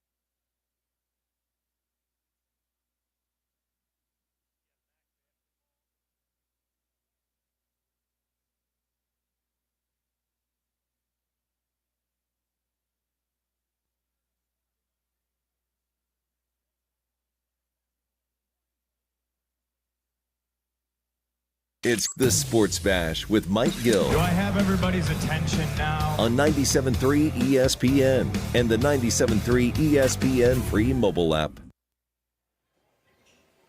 All right, Sports Bash Live, 97.3 ESPN. We're at Chickies and Pete's at the Trop in Atlantic City. Welcome out to the Trop, everybody. If you're coming out tonight for the Flyers game or Fiesta Bowl, got Fiesta Bowl tonight, Peach Bowl tomorrow, Flyers tonight, Sixers tomorrow. So you got a lot going on. Then the weekend, you've got 2 games on Saturday, 3 on Sunday, and then Monday night, plus the Sixers play back-to-back Sunday, Monday. It's busy this time of the year with the winter teams all starting to ramp up. The calendar is flipped, right? The calendar is flipped. So now everything's kind of getting into second half mode. You're starting to think more about, trade deadline. Basketball trade deadline less than a month away. I would imagine the Sixers will not be active. Yeah, I think this is their roster, right? I mean, they're. I don't really know what they would need. Yeah. Other than health. Yeah, can you trade for health? Right. Can you guarantee me health, and I won't move anybody. All right, let's get to the text board, which is jamming today. Good job on the text board, everybody out there. 609-403-0973. All right, Josh, what do we got? Let's go. So I'm going to go from most recent backwards because there's a whole cluster of texts that have nothing to do with the most recent conversation. I threw it there on Sports-like Moments. I'll get to those after we get to these texts. A lot of reaction to that on Sportsmanlike Moment. Yeah, but I want to save those as a separate cluster, okay? So let's start with Matt in Delaware. He just texted and says, Mike, not sure if you watched the Nuggets-Celtics game last night, but there is a challenge for a jump ball. I get the NBA wants to get the call right, but these stoppages and challenges are getting old in the NBA. Get the rules right, says Matt in Delaware. Matt, I did see that. I was out having dinner last night, and they had that game on in the restaurant. Was the one that was in my eyesight. And the stoppages sometimes are – how about the one referee that did the Sixers game the other night? Billy Kennedy. Yeah. Oh, my gosh. You're not a fan of his – The fact that you know his name is the problem. I think it's funny, but – it doesn't mean that he should be doing it. If that's what you remember, he's now becoming part of the show, and that's not what it's supposed to be. Exactly. I think it's funny, but it shouldn't be funny. He shouldn't be funny. A referee shouldn't be out there at the Trop Comedy Stop. When I walk out of here tonight, you have that little booth on the way to the elevator over there. You got that little, someone's always out there handing a card. Hey, we got comedy tonight. Yeah, it's the referee from the NBA. Billy Kennedy. Jeez. Nice. It is funny, though. I mean, he is funny. It's comical. I agree. Yeah. Ray in EHC, let's move on. Ray in EHC says, I wouldn't mind seeing Mike McDaniels come over, offense coordinator or something in the line of like that. I think he was a bad play caller for Miami. I think the players just didn't execute very well at times. I'm going to reiterate what I said to you guys yesterday, says Ray in EHT. I like our chances against the Niners. I love that the Niners are hurt and we are healthy. Let's get it. FYI, I'm not a big baseball fan, but he says, I do think it's interesting about Bo Bichette. I think it takes us up a level of interest as well, says Ray in EHT. Man, there was a lot there. I don't even remember what he said in the first part of it. So the first part was about McDaniel. McDaniel. He says he wouldn't mind if he's offensive coordinator or just coming in here to help it anyway. Ray, I would take Mike McDaniel if they called him right now and said, you have today, tomorrow, and Saturday to install your offense. I guarantee it's to be the greatest game plan of the season. Dude, you don't need much, right? You put in 12 plays for the game, and you have somebody more creative. I have no problem. I actually do agree that if Fangio and him had any relationship, I don't know what their relationship was like when he was in Miami, but if he knows them and can call them, I'd say, hey, do you mind coming to some of our practices? Do you mind coming to our practice tomorrow? Mike, I would say, to practice? Can I just say, even if the relationship wasn't great, right? Let's say they broke up on bad terms, okay? Maybe, there could be a conversation, two adults having a conversation. Hey, listen, I know things didn't end on great terms, but could you just do me a solid here and come over here? Less likely. Sure. I mean, I think he's going to be too busy interviewing for jobs. Well, apparently the Lions have already reached out to him. So Cleveland, I know, is interested. Cleveland's interested. I don't want him to be the head coach. I would have no problem with him McDaniel being the offensive coordinator. I think he's a very smart offensive mind. To the whole OC thing. And he was very limited with Tua. Yes and no. I mean, Tua had one really good year when he was healthy. They had a high-powered offense when it was throwing to a healthy Tyreek Hill and a healthy Jalen Waddle. So I just think that, as a combination of one, Tua couldn't stay healthy, and two, Tua was very limited. They never built the offensive line properly. Yeah. I listen, Tua is middle of the road, but their offense was 2023, the year that the Eagles played them, their offense was outstanding. If you remember that night, that was the one game Desai put them in a blender That was the best game Desai called all year. Yep. And the Dolphins' offense was really good that year. year. The 2023 Dolphins offense was second in the NFL in points per game. That was when they scored 70 on the Broncos. Sorry, Tyrell. But yeah, 70-20. I remember that game. By the way, for the people out there, Tyrell produces the video portion of our show, and he's a Broncos fan. So if you ever hear us make references to Tyrell, he's new. He is the guy who produces the video on YouTube and on X. He's the man behind the curtain, or at least the other man behind the curtain. Yep, good dude. By the way, I saw Tyrell not too long ago. Tua that year, Pete, led the NFL in passing yards with 4,624. But that's the Mike McDaniel effect. That's the Mike McDaniel effect. Yeah. But the point is, it's not that Tua was the problem. He had a player. It's that he couldn't stay healthy. I take Mike McDaniel today for the playoff run. Really? For the upcoming playoff run, I take the change now. Because we're talking about the offensive coordinator stuff, I did want to play this audio today at some point. We didn't really get a chance to get to it earlier. But there was a comment that Richard Sherman made specifically about Patullo. So, a little background. For those who don't know, Kevin Patullo and Ryan Fitzpatrick are friends. Ryan Fitzpatrick is on the Amazon Prime games with Richard Sherman. Listen to what Sherman had to say about Patullo, and I know it's not going to make Eagle fans any happier. Let's put it that way. Fitz is good friends with Kevin Patullo, so he reached out and he's like, people are just so hard on me, and it's not my fault, and they don't understand the inner workings. And it's like, Kevin, we get it, but when you're the offensive coordinator, with great power comes great responsibility and great burden and accountability. And so when you have A.J. Brown and you have Devontae Smith and you have Saquon Barkley, it hurts. And people see what he did last year in the Super Bowl. They see what he did in the playoffs. And people feel their ways about Hurts, but you're never going to not put him in the top 10 when you're ranking these quarterbacks. And he's efficient. He throws a great deep ball. He processes pretty well. He gets the ball where it needs to be. Something has changed. There's not a lot to disagree with there. I think that Patullo has done a pretty bad job of playing to the strengths of Hurts' game, the receivers' game.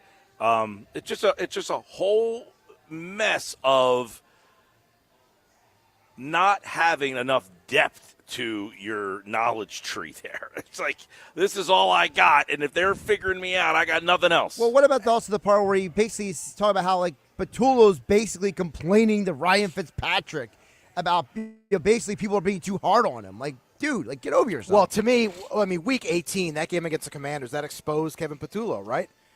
He had a different quarterback in there. I know there's backups playing, whatever, but with the same problems, Pete. The same exact problems. Same awful play calling, same problems. I thought the game, you're right. Again, the fact that it's the backups and people are like, it's a week. They were trying to win that game. Yeah. They weren't just, it wasn't a preseason game. They were trying to win the game. Yep. And he asked the backup quarterback to throw the ball 41 times. Right, 40 times. In the game, they weren't down 2 scores. It was 17-17 in the game. And he said, throw us to victory here. I mean, an idiot. Absolutely. Yep. You know who's not an idiot is Johnny G from Ocean City. Johnny G. No, Johnny G's a great dude. Great guy. Johnny says, Mike, great show today. Casey Joyner's always good. Sixers looked better last night. He says Flyers are playing well. It was at Tuesday's game. It was a lot of fun. Oh. Phillies are still a big question mark for you, but he says, go Birds. I think the Eagles win 23-17 this Sunday. Well, Sixers have looked good they had the game on Monday night, which was inexcusably ridiculous. But they bounced back and blew the doors off that team, which they should have done. The Wizards are terrible. But the Sixers played well in New York against the Knicks, in Memphis against the Grizzlies, in Dallas against the Mavericks. Not great. The Knicks are a good team, and they beat them soundly. The Sixers have more talent than most of the teams they're playing now. They have depth. They have talent. They have stars. They've got the makings. I'll say the quiet part out loud here that people won't want to hear. Don't say it. Daryl Morey has done an excellent job with this roster. Just a couple things. One, he found Tyrese Maxey with what pick was that? The 25th? Yeah, 20th. 20th. I think it was 20 or 21. That's one of the hardest things to do is find a guy like that in the 20s. When you draft the guy in the 20s and he becomes a first-team All-NBA level player, that's an A for you. 21st overall. Okay. He got Edgecombe at 3. And people would say, well, at 3, of course you got – no. How many people at 3 miss?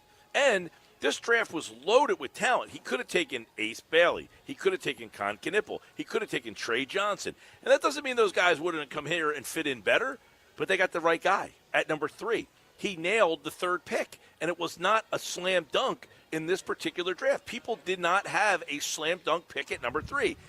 He nailed that pick. He went out and got Barlow on a 2-way deal. He's turned into a starting player for this team. He went out and got Grimes last year in that trade that everybody kind of just like whatever. He got the Caleb Martin deal off the books for Grimes. Grimes is now in the running for 6th man of the year, and he got the Caleb Martin deal off the books there. That deal has worked out for them. He drafted Bona in the 2nd round. That has turned into a nice pick for them. And then the other things, of course, the Embiid and Paul George, the things he gets criticized for, which is fair to say they were not good contracts. That's the price of doing business in the NBA, though. You want to sign Paul George, you don't get to negotiate. It's a slotted deal, right? He is a max player by NBA definition. So it's not like you can have a negotiation like, well, we don't want to pay you the max. We only want to give you – no, you either take it or leave it. So I don't love the deal, but he now has Paul George, who's turned into a nice piece on this team. You got Embiid, who's starting to really play well. But he has really done a good job of putting a roster together that fits together. Some more text to get to here, Mike. Chris in Delaware had a question a little bit earlier for you. He said, do you guys really think a Dable or McDaniel want to come to run Sirianni's offense knowing they want to be head coaches again at some point? They are most likely going to want to go run their offense, not someone like Sirianni's offense. Does Howie tell Sirianni his offense is done, says Chris in Delaware. Sirianni, you're right. Yeah, Howie might say to Sirianni, look, I let you run your offense. I let you hire your guy. Now I get to make my decision. Now, some people believe that he was the guy who got Kellen Moore, but Kellen Moore, I think, got kind of held back a little bit on Sirianni's offense. That point that the guy made in that text message, Chris in Delaware, it is a valid point. Does Brian Dable want to come here and have to run this offense, or Mike McDaniel? No, these guys are going to want to come here and say, it's my offense. Otherwise, I'm not coming here. So, yeah, that's a good point by him. Valid. A couple of texters' reactions to Courtney Cronin's take on all games should be indoors, which Mike Gill vehemently disagreed with. Let's start with Matt in KMA Courthouse. Said, I had tickets to the Eagles-Lions game. I never made it to the game because my sister was in an accident. He says, but I'll never forget that game and how historic and beautiful it looks, says Matt in KMA Courthouse. The which game? Lions. Eagles-Lions game. Eagles-Lions game. Oh, the one in with LaShawn McCoy. That was, I remember that day. It was a early September day, because I want to say. I'll pull it up. That, I'm going to guess December, 5th, somewhere in that range. And I say that because I believe either Mainland or Holy Spirit, one of the local teams, was playing on the same day at Rutgers. It was December 8th. Okay, so I was close. Good call. And I believe that's going back, by the way. That's a long time ago. 12 years ago. 12 years ago. Yeah, and I think Mainland was playing at Rutgers in the state finals, one of those sectional final games. They play them at Rutgers. Was that at Rutgers or were at Meadowlands that year? What year are we talking about here? 2013. 2013. So, man, there you go. That's what I got for you on that. By the way, can you? I've used enough of my I think the back end of my memory. You've reached pretty deep into the reservoir there, Mike. Paul from Millville says, I bought a ticket to the Raiders-Eagles game this year because I woke up and saw it snowing outside, hoping it was going to be a snow game because I wanted to be in the stands. So the potential for snow got him to buy a ticket. Right. He says, I was there for the snow game at the Link versus the Lions, and I wanted to repeat affair 12 years later, says Paul in Millville. Instead of deterring him. It encouraged him. Yeah. So there you go, Courtney Cronin. By the way, John and Kate May says, he says the Eagles-49ers, the Eagles-Rams snow game is one of my favorite games I've ever attended. Playoff game last year. Yes. I mean, I don't know a person that says, I went to a football game in the snow and it sucked. Have you? No. Courtney Cronin. I mean, come on. What are we doing? By the way, I think that was Holy Spirit in that game you're talking about against DePaul. Okay, 2013. Where was it? I'm trying to locate that. 2013. Yeah, I said one of the local teams played it was Spirit in the state finals. I think they won. Did they win that game? No, DePaul won 35-16. Bummer. All right. What else we got going on? Flyers tonight against the Leafs. I know that's coming up tonight. I'm doing all this off the top of my head today. Craig Berube in town. Yeah, Schreiner's going to the game tonight there, Josh. Yeah, so I heard. He's got Chief and Talk tonight. And he's going to meet up with Chief after the game. Of course he is. Now, you would think Nuggets would have dropped that nugget in there. Yeah, he should have dropped it. He didn't give us a Flyers nug today. Bad job out of Earnshaw. You know, I don't think Flyers are that high on the scale for Knicks Nuggets. No? They should be. No, come on. Nuggets and I went to a Temple, East Carolina football game, and he left me to go to a Flyers game. Well, because he likes to go to games. He's a big game go guy. to game, get the game memorabilia. You know, like when you guys go to Super Bowl, Radio Row is going to buy half the team store again. Everybody bought something last year but me. We bought those quarter zips. Yep. And You we're still still wear wearing it? them today. Yep. It's got that Eagles logo on We'll there. close out the show next at Chickies and Pete's, Tropicana, Atlantic City.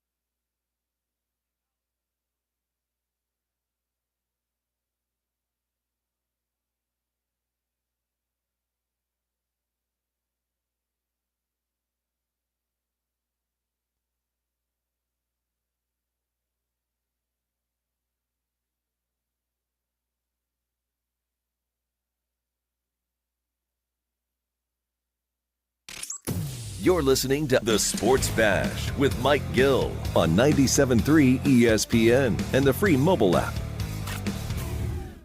All right, a couple things before we get out of here. According to some reports, the negotiation between Alec Bohm and the Phillies got a little bumpy. I imagine it went something like this. Hey, Alec, we're trying to trade you. Just sign the deal.